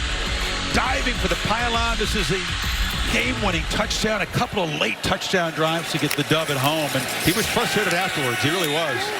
This is down to Hudson, who lost the ball, coughed it up, scooped up by Jay Shaw for the Bruins exactly what UCLA needed, and their freshman for the Ducks makes a mistake. It looked like DJ Warnell got in there, the safety 14, gets his hand in there before he gets down.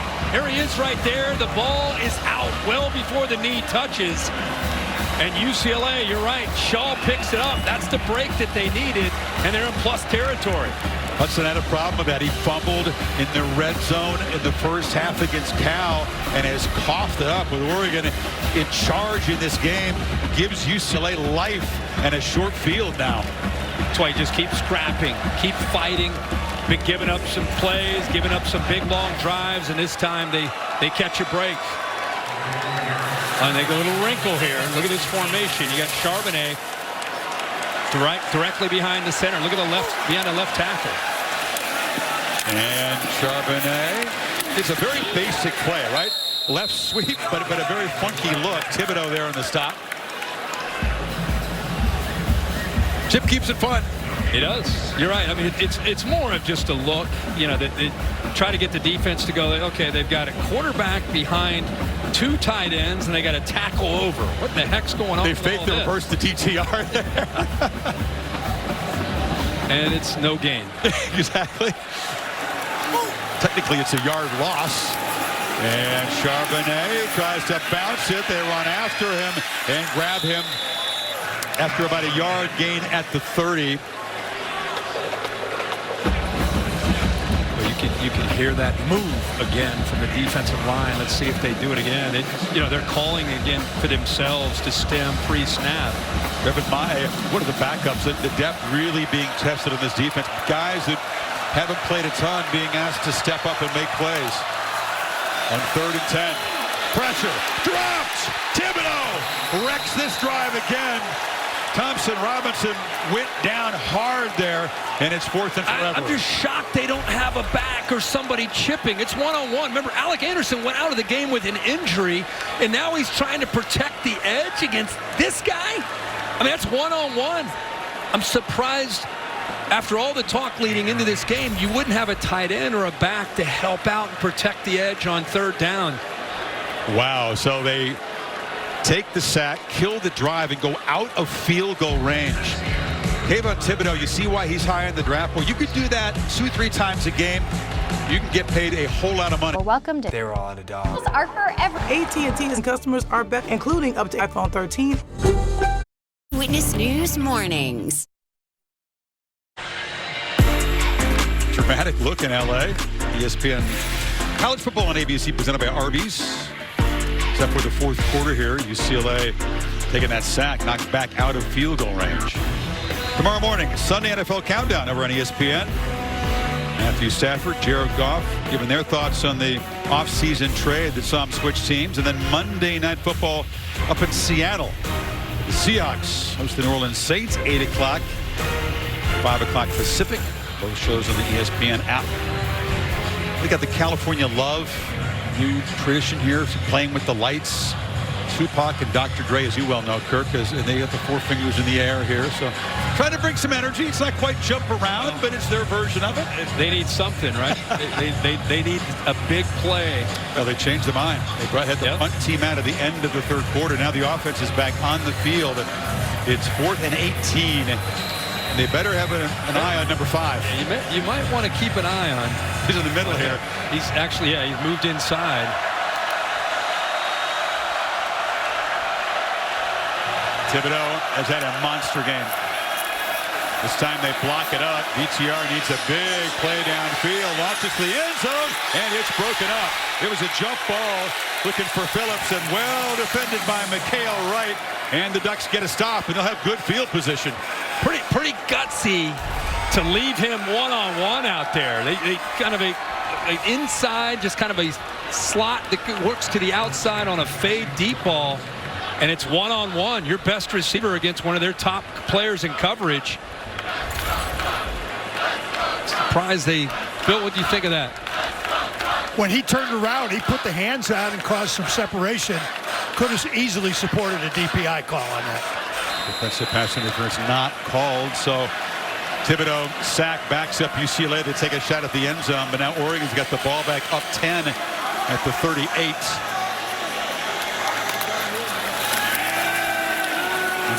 looking to throw on first down. He lost the ball deep downfield into a lot of traffic up in the air and incomplete. There were two receivers and a bunch of DBs converging down there, Kirk. Ball thrown late allows the defense to be able to make a play on the football. I think they had a chance, but Jay Shaw, because the ball is thrown a little bit late, able to go up and high point the ball.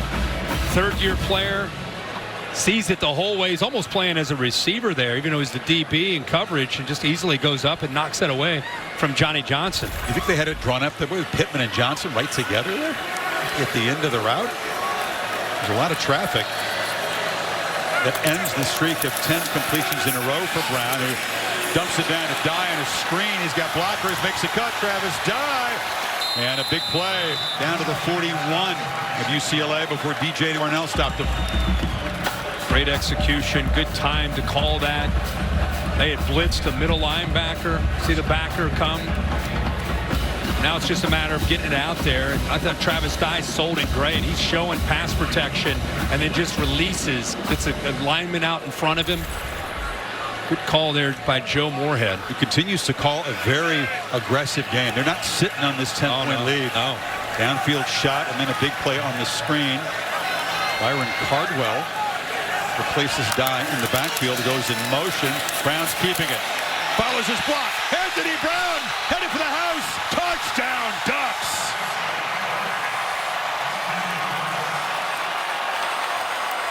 .43-yard sprint by the quarterback, who was booed at home last week, but is lighting it up on the road today. Used a formation here. Watch the linebackers and safeties just never quite have a feel for where this football is. They're moving to their left. The offense is right. There's no one left there to pick him up. And then he's just out in the open to show he's got the speed to get to the end zone. Cam Lewis, who doinks PAT off the upright earlier. First time he'd missed this year, makes no mistake. And you mentioned Joe Moorhead. We'll talk more about him. Give some credit to the play caller for the Ducks, who's playing hurt, and his quarterback is playing. His moment for last. All that matters to me is marrying Leah. The Good Doctor, new Monday on ABC and stream on Hulu. Great guest list for the Mannings tonight. You've reached Peyton and Eli. Leave a message. Hey guys, John Mann here, and I love to do the telecast. We can diagram Peyton's head. Boom. Watch Peyton and Eli. You'll never know who dropped by. Wow. You get Frank, you could have like 27 different guests. Steve Levy, Brian Greasy, Louis Riddick on ESPN. Peyton and Eli on ESPN2 on Monday night. Now 17-point lead. It's a 34-3 run for the Ducks since the Bruins led 14-0 early.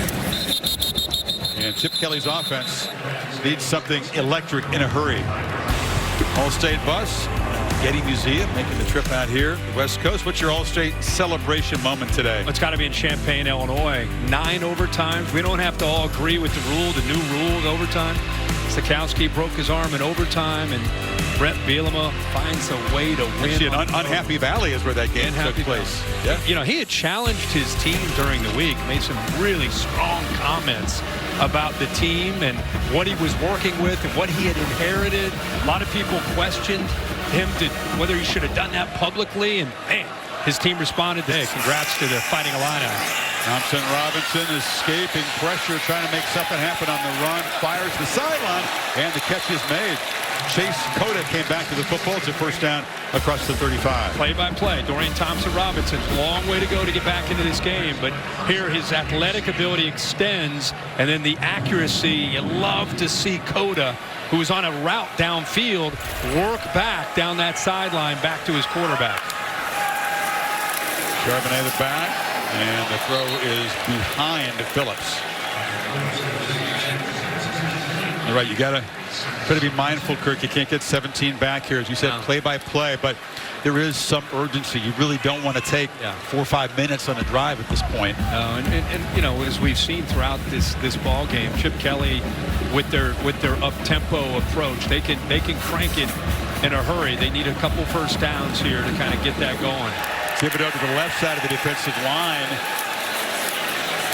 Thompson Robinson is flushed. Noah Sewell got there. That's a lot to handle. You got number 1 and number 5 on the same side. Yeah, it's also nice when you don't have to blitz to get pressure. Good coverage downfield. They've got zone coverage. You got eyes on the ball. Nowhere to go with the ball. So by the time he steps up, Noah Sewell, who's been spying him a lot of the game because of how athletic he is, he's just sitting right there and pushes him down. Sewell's just a warrior, man. He plays like 84, 85 snaps. Hardly ever comes off the field. On 3rd and long, pressure again. Catch made over the middle. Nice grab by Dulcich. It was a crucial pitch and catch here in Oregon territory. And Chris, he got hit as soon as he threw this football. Watch him stand there. Boom! He gets hit right as he throws it and somehow has enough on it to step through that throw as he gets hit. Ball's up high in the air. Great effort. Looked like Adrian Jackson got in there. His toughness is unquestioned. Oh, man. He played a couple of games with a sprained AC joint on his right throwing shoulder. That's seriously painful. And once again, immediate pressure has to just heave it off his back foot into the bench. That time was Basu who came on the blitz. Tim DeRuyter, the defensive coordinator, deserves a game ball as much as anybody. There he is, closest to you there in the glasses. He's been a head coach at Fresno. He's been at Cal as a defensive coordinator. You spread the game ball around because the guy next to him, Joe Moorhead, the coordinators next to each other. I'm just going back to when it was 14-0. And Oregon's defense, they were looking around at each other like, what the heck is going on? And since then, UCLA has a field goal. This defense is winning the line of scrimmage. Look at this. Charbonnet just strung out, battles, and they'll be tackled behind the line. Impressive pursuit. You know, they're not letting them get outside. That was a big emphasis this week, is we cannot let Charbonnet and Brown get outside of us. We've seen it maybe a play or two early in this game, but since then, they've been able to force those backs back to the inside. You can see the pursuit of those white jerseys. They're flying to the ball.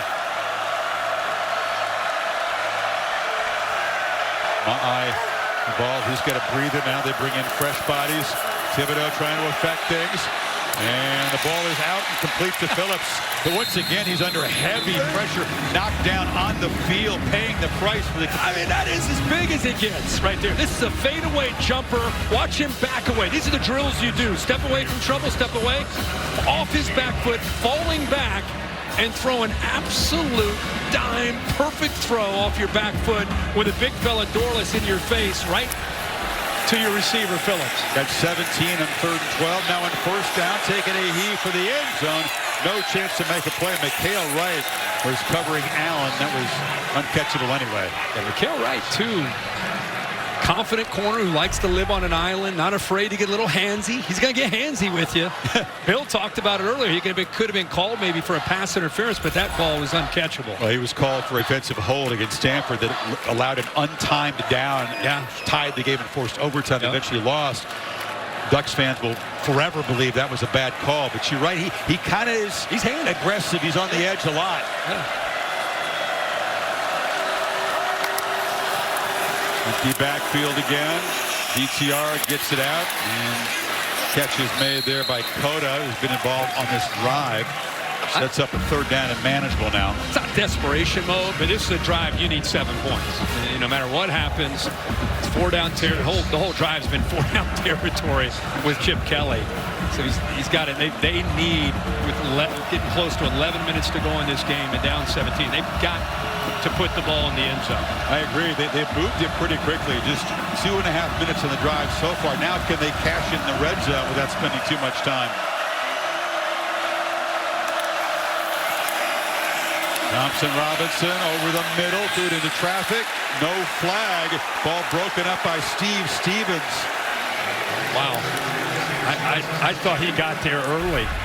I really thought you'd see a flag. He's back in the middle of the field, just kind of reading it. Now he steps up and recognizes that's a crosser. I don't know if you can tell from those looks. Yeah, that time. Yeah, you can see it there pretty easy. 4th down. Here we go. Bruins down by 17. Need 4 desperately. Keegan Jones is the back. Thibodeau on the left side of that defensive line. Ball out, catch made, Dulcich, clutch, 1st and goal Bruins. That's who you got to get the ball to. You got to go to your go-to man. He just kind of sits to the outside, feels that coverage, moves to the outside where his quarterback can get it to him. Robinson, incomplete, and now comes the flag. That was Cam Brown, and Mikhail Wright that time did not avoid the penalty. This time Oregon's thinking they're not calling anything. What the heck? Let's just beat them up a little bit out here. Well, that's the thing that frustrates DBs, though. You'll have them let him play kind of afternoon, and then in a crucial moment, he gets the flag. Yeah. Foul occurred in the end zone. The ball placed at the 2-yard line. Automatic first down. If they wouldn't have called that one, I would have walked out of the booth. I mean, this is crazy if you don't call this one. You can't leave your own booth. There's a rule about that. If you put your name on it, you got to stay till the end of the game. Gotcha. So you see, they ruled that was in the end zone. It was right around the goal line, but it puts the ball at the 2-yard line here. QB run, always a threat with Dorian Thompson-Robinson down here. 3 tight ends. Charbonnet's the back. And Thompson-Robinson a chance to run for it. Makes a cut and spins into the end zone. UCLA still alive. A crucial 75-yard drive in 12 plays. And get him on the edge. Let him use his athletic ability. Give him a couple receivers out there. Make the defense dictate if he's going to be able to get to the corner or you're going to take that away. Here he uses his speed and then cuts back underneath Adrian Jackson for the touchdown. You saw the whole package there. You saw the toughness. He took a couple of huge shots. Yeah. Stood in there, dropped some dimes. Then you see the running ability. And Thompson-Robinson keeping UCLA in the game. It's how the Home Depot takes the guesswork out of the hard work. The Home Depot app. How doers get more done.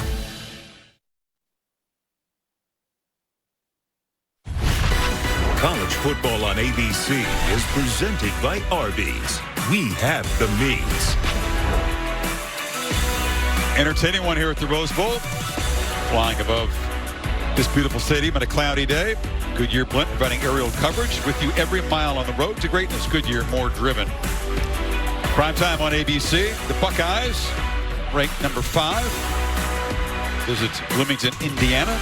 Presented by Capital One. 25 straight in the series, all the way back to 1990. Already today, if you missed it earlier, Penn State losing at home to Illinois.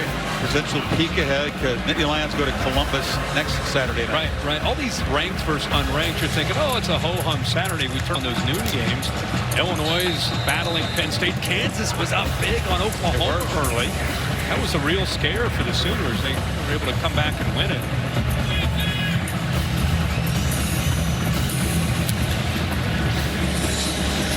So Anthony Brown, who's on a roll, Kirk, right back to work. We've been talking about him all game, and he should be because of the way he's played. 26 of 34 in just good feel, good command, reading coverage, throwing the ball accurately. This time to Micah Pittman. Patience here to be able to wait for the slant to open up, go right after that freshman, Devin Kirkwood, who came in for Cameron Johnson, and also reminding this defense, oh yeah, I can run the ball. You guys are going to give me leverage and give me grass. I'm going to be able to take it to the house. So he has had a complete game. I would say his best game that he's played all year since going back to the game they played on the road against Ohio State. He's been backed into a corner by his own fan base at times, and he has definitely stepped out of that today. Hands it off here. You mentioned the 34 attempts. They've had twice as many pass attempts as runs, but all 5 touchdowns today have come on the ground. 4 by Dye, 1 up by Brown. Holly? Well, guys, you documented Anthony Brown having a tough week at home, fans booing him there. And all this kid has done is give his all for Oregon football. Here's the Instagram post from last week. Him in a game-winning touchdown situation saying, get that 8 out your heart. He said there's a lot of people out there that he's talked to, people he's leaned on, and he wants to thank all of them. They know who they are. But this young man has battled back from 2 ACL surgeries. He's shown a lot of toughness out here. Their French pre-snap. You know, Holly, it's a kind of an ugly trend in college football. We've seen it around the country, different places. Number 56, 5-yard penalty, second down. Individual players, specifically quarterbacks, being booed, chanting for his replacement. They were saying, we want Thompson, Ty Thompson. True ridiculous. I think the Caleb Williams situation in Oklahoma has given the fans the idea that every true freshman they throw in there is going to throw for a touchdown. How are you helping ever? You know, if you're a home fan, letting There's the freshman there, but he might have a great future. But right now, Anthony Brown is your guy, and you support him through the good days and the bad days. He doesn't need to hear boos from his own fans. And by the way, they did win the game. Throw over the middle, intercepted. Right on cue. It's an inaccurate play, and Genmark Heath for the Bruins gets a convoy. He's done a lot of good things. That was not one of them. Now Brown. No, this is, and I don't know if this ball got tipped at the line of scrimmage or not, but this is the first bad decision that we've seen him throw into the middle into traffic. And Genmark Heath from the Notre Dame transfer is there waiting on it. He's right in the middle, just kind of reading the eyes. Couple different defenders there. Ends up being 15 who comes up with it. See that defensive line? No, that ball cleared the D-line. It's clear, but a lot of traffic. It ends up right into the arms of Genmark Heath. And again, the Bruins get what they need. A big turnover in plus territory. That'd be Caleb Johnson who got his fingers on it. And Genmark Heath, who comes from Stockholm, Sweden, by way of South Bend, a very impressive player, a big part of this. And Brown with a smile on his face, but now Bruin offense a chance to really make something happen here. And you got Charbonnet in a direct snap position, the running back. Thompson Robinson at the end of that. This time they do give it to the quarterback who's looking to throw, gets pressure, takes a shot, jump ball incomplete. Taking a run at the quarterback was Sewell that time. Ducks are ready for it. Yeah, he took a peek when he got the handoff to the left corner. It was taken away. He spins all the way back to his right and almost doesn't even look. Look, he'll look to his left. That's not there. Just turns and fires, and luckily throws that out of bounds where the defender can't make a play on it. Late pressure again. Overthrown. You see Noah Sewell bearing down. You played the position. You see a dude that powerful running that fast right at you.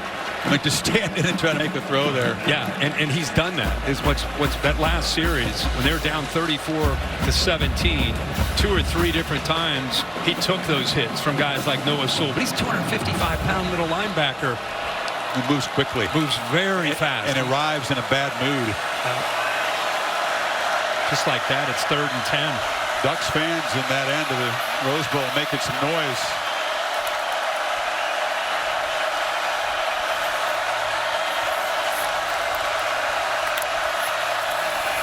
Four-man rush. They get the ball to Charbonnet in the flat. Slips a tackle. They spot him out inside the 10. First and goal, UCLA. Nobody's able to get out there in time to slow him down. They had the safety, Jamal Hill, who was matched up with Charbonnet, but that's where he's really dangerous. Instead of picking up the blitz, the outside pressure from Thibodeau, instead he just releases. And they go right over top of Thibodeau, who's been a force tonight of the pass rush. That's when they didn't give him a chance. Just go over top of him, make Jamal Hill make another 3rd and long conversion. Charbonnet hesitates. And makes the cut and powers down to the 3. Time and again the last couple drives. Thompson Robinson's been able to convert in 3rd and 10, 3rd and 12. No doubt. Converted a 4th down in that last scoring drive. Hale Wright, that corner we've shown, a talented covered corner, is now off the field for the Ducks. The Bruins threatening to cut this lead to 3. Go with 3 tight ends. Ducks have too many guys on the field and running off late.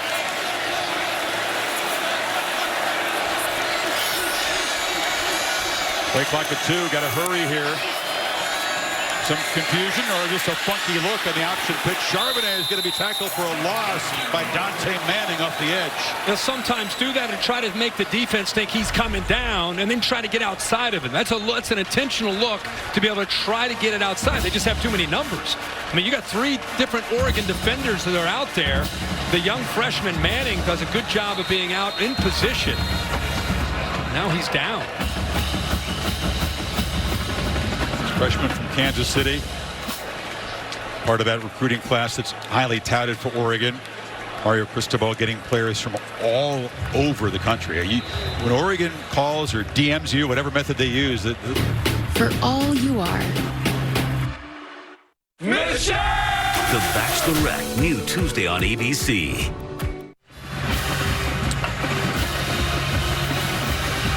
Coca-Cola Zero Sugar, proud sponsor of ESPN College Football. Here we go. Here we go. Jen-Mark Heath makes the interception, sets the Bruins up in good shape. Now they got a 3rd and goal from the 6. Mikhail Wright, the corner for the Ducks, back in the game. Far left of the offensive formation. They have gotten Thompson Robinson on the edge because of the way he can run and throw. He's got the tight end, always an option for him down here too. Brown is the back. Thompson Robinson from the pocket.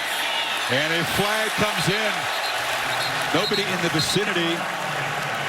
But the Ducks are going to be guilty of yet another PI/defensive holding.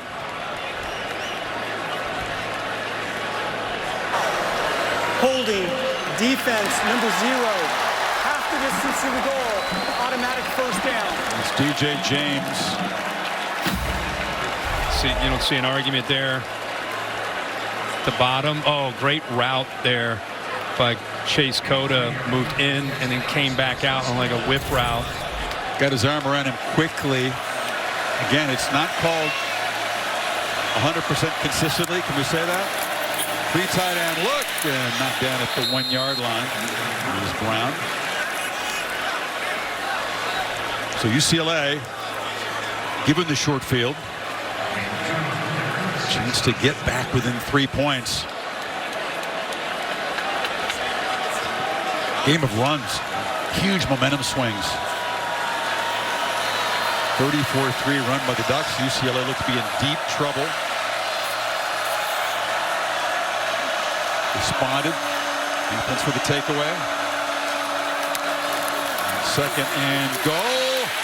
Brown leans, muscles, touchdown. UCLA turns the takeaway into a touchdown. BAT away from a 3-point game. Britton Brown's 5th touchdown of the year on the ground. The transfer from Duke. Watch the interior of the defense. They actually get a good push up through the middle, but it's the right guard that he follows, John Gaines, who moved back to guard. And Brown just gets low enough and underneath him to finally get into the end zone, and the Bruins are right back in this thing. UCLA way under half their season average for rushing yards. It's been Thompson Robinson making plays in the air to get them in position. Brown muscling in. Barmira tries to make it a 3-point game. And Anthony Brown, off that interception, the last possession, will have to go back to work.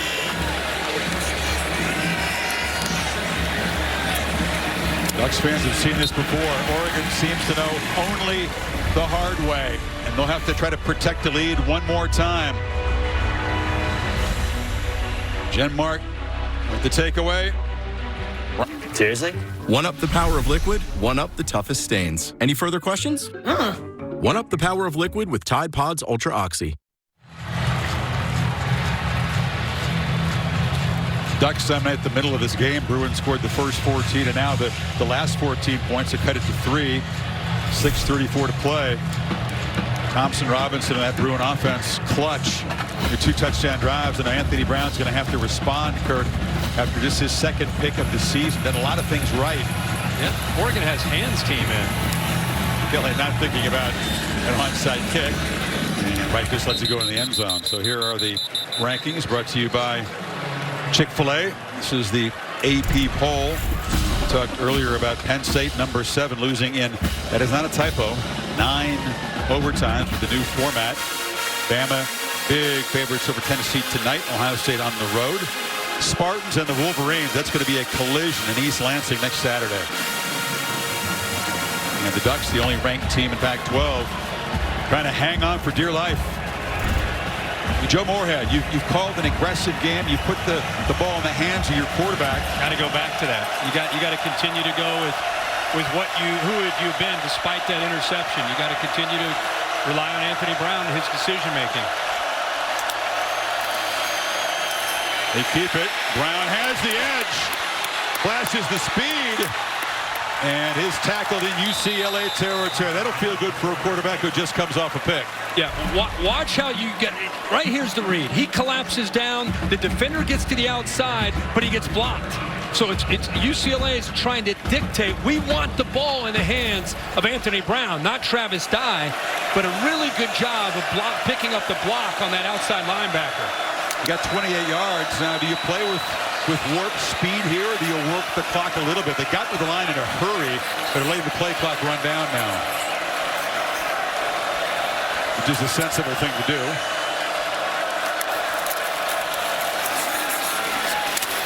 Dye barrels ahead. Clock management is a frequent topic for the Ducks fans. Oh, yeah.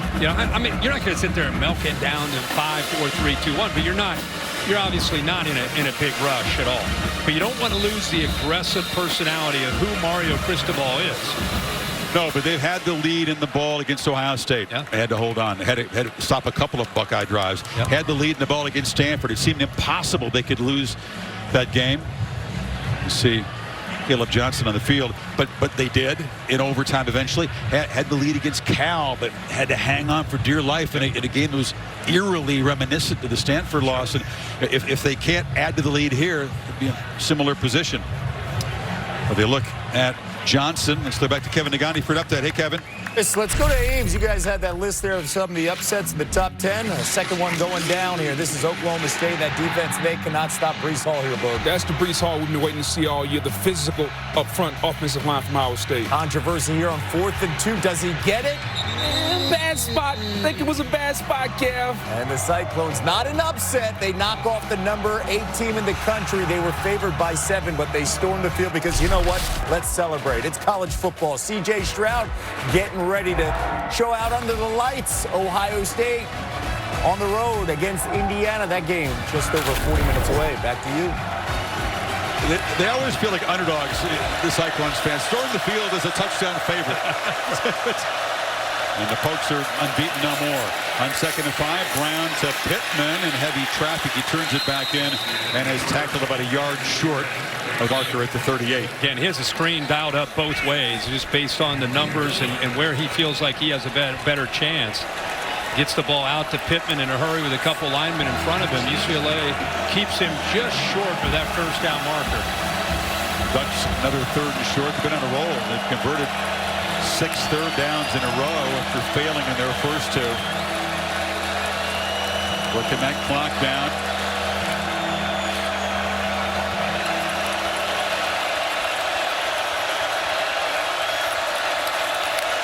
Brown snaps it at 3 seconds, and Dye picks his way for a first down.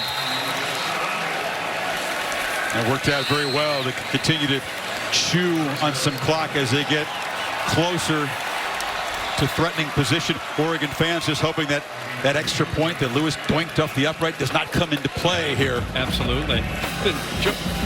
Mario Cristobal is an offensive lineman himself, an offensive line coach, has to be so proud of this line. You know, they have some setbacks, some injuries throughout this year, even today, and they keep doing a really good job of showing that they've got some toughness to them and some depth, because they've definitely been tested up front. Brown quickly gets the ball out. Williams. That's almost like a running play, and it has the same effect. You keep the clock moving, get a nice first down gain. It gives him the option to go left or right. I mean, you got linemen going out to the right, you got linemen going down to the left, and Joe Moorhead's just saying, hey, Anthony, where do you feel better? Where do you feel like you've got a chance to get those receivers and linemen out in front? Take a look at this. Watch the linemen. Watch him go 2, 3 go to the right, 2 go to the left, setting up the same play. It's just he's looking to see where he feels the numbers are to an advantage. If you're a defender, what are you supposed to do with your eyes in that situation? You're reading the quarterback and which way he turns to throw the ball. But as far as reading keys on linemen, you got 3 going one way and 2 going the other. That's why I ask. Yeah. I mean, it's a lot to look at. It is. It is. But I love how they give him the choice to kind of pick that out. Defensive coordinators talk about making the picture confusing for the offense. This is the offense doing the reverse of the defense there. Right. There's part of the injuries we talked about with Alex Forsyth, the center. And there he is. There's right Forsyth there. Right there, yeah.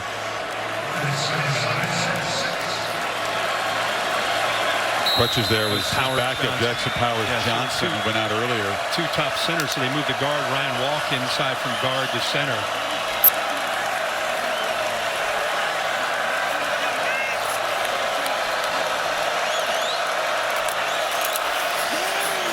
Keeper, and then he flips the ball in the flat there to Terrence Ferguson, and the freshman tight end falls for another first down. I mean, at 25. This is beautiful. This is Trace McSorley at Penn State kind of stuff. You know, he pulls this on the read, and you're thinking he's just going to run this football, but instead he throws it behind the line of scrimmage, which is important. Those linemen are getting downfield, but he throws the ball behind the line of scrimmage, so it's okay that they're downfield.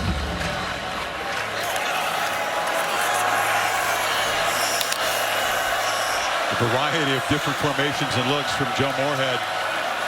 Again, it's just been a terrific story of guts and perseverance after major surgery a few weeks ago. Worth another shot to show him. They're in the visor. Everything he has been through for the Stanford game on the road to Palo Alto. Never spent a night in the hospital, he told us, until that emergency surgery. And he said it happened and really fast. And the training staff knew, hey, we got to get you to the hospital. And just like that, he has major surgery. And he misses staples all over the place. He's got painkillers. Misses the Stanford game, stays in San Francisco. They go back to Eugene. He eventually gets back home, and the next week's a bye. The next week he prepares remotely, shows up to the game last week against Cal. He's up in the booth, and now this week somewhat of a normal week, but still in pain. Not allowed to be in the field. He likes to interact with the quarterbacks, be down there in the field. He's always called the plays from down there. But a tremendous job, including on this drive. This is the 8th play coming up here. The Ducks have moved it 51 yards and used up 3.5 minutes and counting.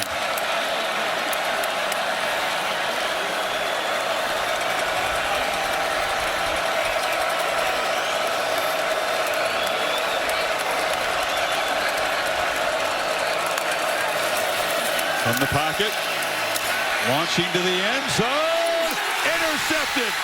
Jay Shaw came back, which he couldn't do in that situation.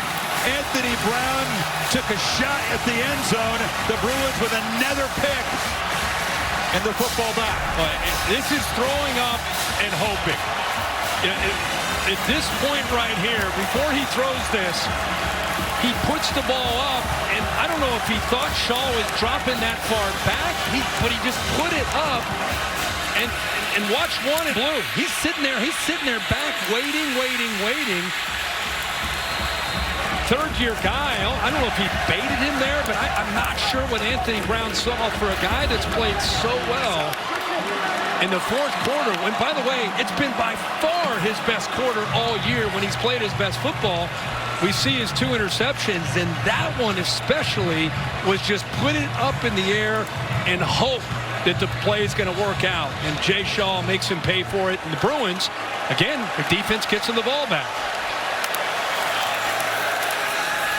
Thompson Robinson threw a dangerous ball there. As diving in front there was DJ James. So UCLA down by 3. 3 minutes to go. They have the 1 timeout to work with. Probably got to go about 45 yards to get in reasonable field goal range. And you're right, 1 pick and 6 games coming in. Good first 3.5 quarters. And the fourth quarter's been his quarter. Yep. Doorless. Thompson Robinson escapes and scoots.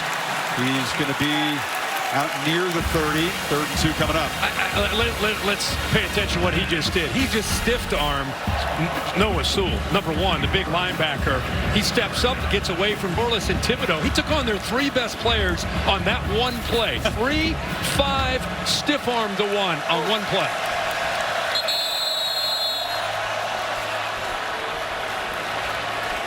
There's a flag down pre-snap. False start. 85. Offense. 5-yard penalty. 3rd down. Stolcich, their excellent head, and that really hurts. It'll make it 3rd and 7. Hey, he moved again when the Oregon defense stemmed and yelled, "Move!" We've seen that happen 2 or 3 times with the UCLA in their own stadium. They're moving and flinching on the Oregon's defensive front moving. Pressure on 3rd and 7. Thompson Robinson delivers, and it's dropped. Ouch! On back-to-back plays. The reliable, excellent tight end ball started and then dropped a would-be first down catch. But the throw by DTR in the pit here, incredible, great job here. He knows he wants to go right out here. He knows he's got his guy. He's going to separate on that option route. It's perfect. Couldn't be any better on both by the quarterback and the tight end. Just a reliable tight end doesn't come through. Look at the reaction there from Anthony Brown. Shocked. 4th down and 7. Ball game here for UCLA. Only had the 1 timeout. So they got to go for it. Thompson Robinson delivers, coming back, making the catch. First down at the 40. Cam Brown. Bruins still alive. DJ James got lost in coverage. He's running downfield, and Cam Brown came back to the ball. Whistle blows. Let's see if they want to take a look to confirm it was a catch. Snapped, the previous play is now under replay review. The ruling on the field is a catch for a first down. The ruling on the field is under review. This is as good a look as you're going to get. And that's a catch. Hit his chest. I like the arm underneath the ball. Like the fact that they want to take a look at it. It's 2 good looks. DJ James loses him. There's 0. Loses him in coverage. It's a great effort. You're going to make that catch by Brown. That ball got deflected at the line there. Barely got touched. And so he had to adjust to that. Yeah. It affected the ball enough that the pass wasn't. It hit like the inside of his thumb.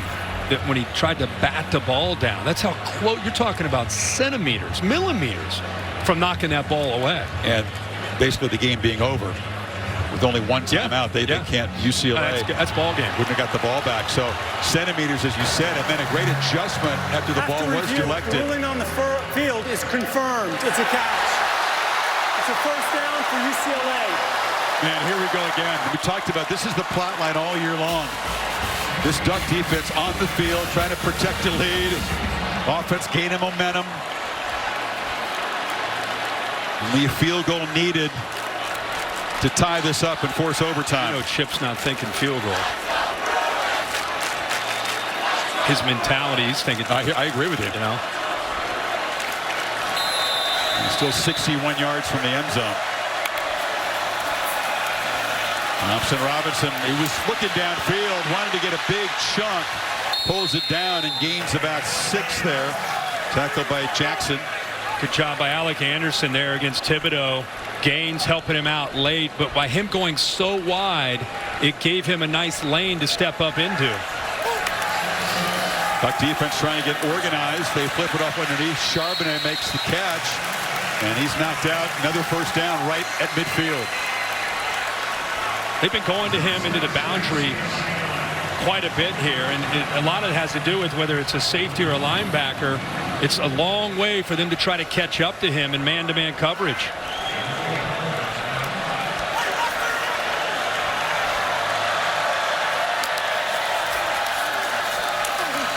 Robinson on the run. Flag is down behind the play. He threw it right into traffic. Dangerous pass, but they held on the play. Yeah, right tackle. Tackled Thibodeau rushing around the edge. That's one way to bring 5 down. Just tackling. Holding offense, number 70. 10-yard penalty from the previous spot. Replay first down. Thibodeau very slow to get up after that play. When they've left a tackle alone on the edge, it's been trouble. He gets his hands up high. It's a great tackle. Yeah, he said, "You're not getting to my quarterback." Some addition to play defensive line there.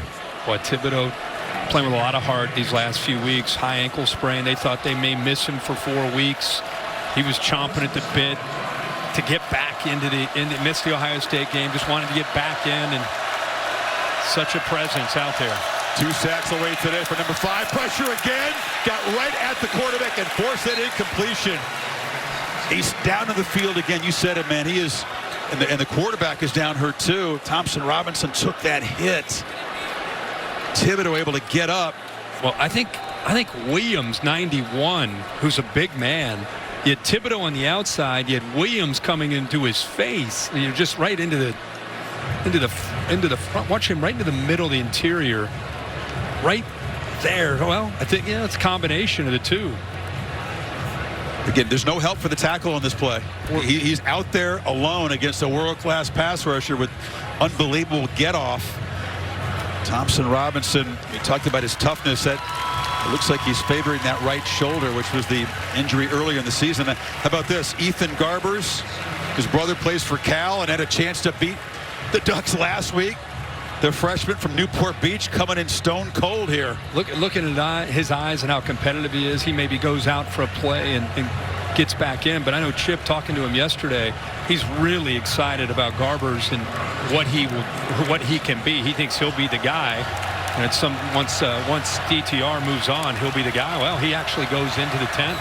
Started at Washington, came down here, and Ethan Garbers a chance to create some history in the Rose Bowl if he can. Kid can spin it. He can get it a miracle here. He sure can. Thibodeau trying to get near him, can't, and the first pass is complete. Brown's got it.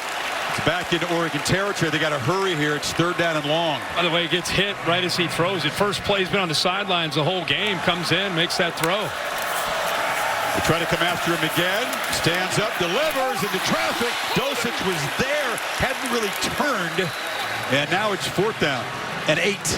How about this kid coming in? That was a perfectly thrown ball. He throws a beautiful pass. I mean, almost got in there. Hill, 19 in coverage. He knows who to throw to in a critical moment. Get it to the tight end. Look at this ball. Looked like Hill maybe got his left arm in. Look at this real slow. Let's see. Yeah, I think the left arm from 19, Hill did get in there to knock it away. So Cristobal spent the timeout on defense to set his guys up and maybe get number 5 a little rest before this last play. Once again, the ball game is going to be on the line. All-State playoff predictor. This was pre-game, and it's based basically on Oregon winning out. They'd have to win 6 more regular season games, then win the conference championship to be sitting there at 1 loss. That's why the Pac-12 is at 2%. Cincinnati basically is the American Athletic at 62%. ACC not given a hope unless Wake Forest is going to win out. Right. So UCLA, Kirk, 4th down. They're 4 of 6. They converted to 4th and 7 on this drive. 4th and 4 last drive. Now they need 8. How about the kid, Garbers? Maybe 3 of the biggest plays of the game he's in for. See if the Ducks can heat it up. Yeah, they come after him. All out blitz. Young guy stands and delivers a strike to Kyle Phillips. And the Bruins are still alive, and they're inside the 40. I just cannot believe what we're seeing right now with this Garbers kid.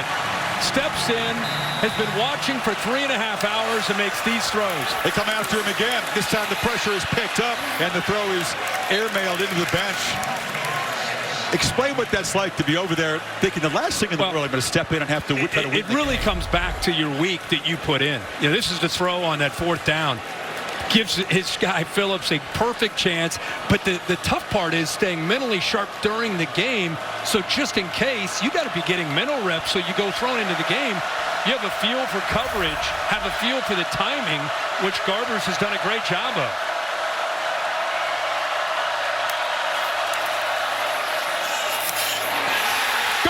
Picked off, made a mistake. DJ James ends the game for the Ducks. And there'll be no fairy tale for the Bruins here in the Rose Bowl this afternoon. The Ducks defense comes through. Wow.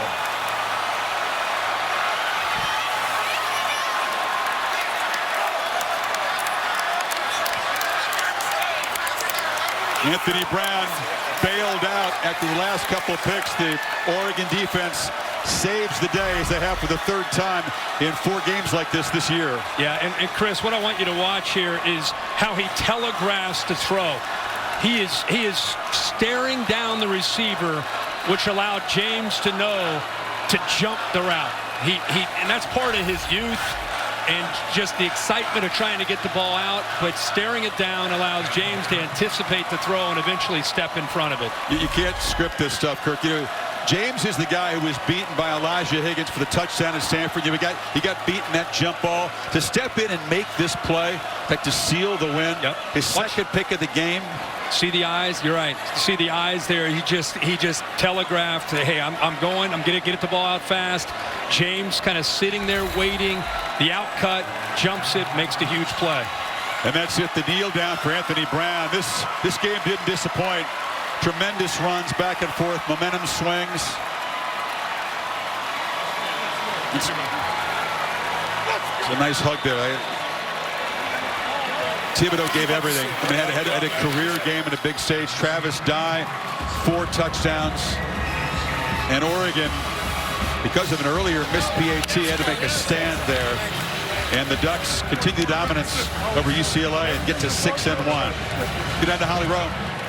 Well, Kayvon Thibodeau, this is your first full game of the year, and what a game for you in your hometown, South Central LA. What was this like, perform like this here tonight? I mean, it's amazing. It's always a blessing to be out here in front of our fans, the loyal Ducks.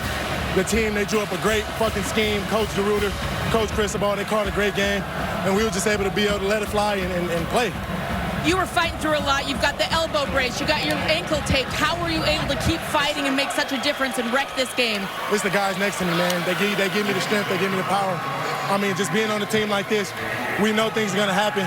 Everybody didn't play their best game, but we still able to come out with the win. Thank you so much. Thank you. Apologies. Thibodeau did a Thibodeau there, but he was a little excited. You know, he had a big game, and it was a good game plan. I'll say that. And the Ducks survive. UCLA traveled for a statement win, coming up 3 points short. Had the early 14-point lead. Ducks battle back, and it's the defense that saves the day at the end. Yeah, defense steps up. You go on the road in conference play, you get battle tested like this. Just find a way to win, and they did it again. We'll stay in the top 10, stay alive for playoff consideration. Today's game produced by Bill Bonnell, directed by Derek Mobley.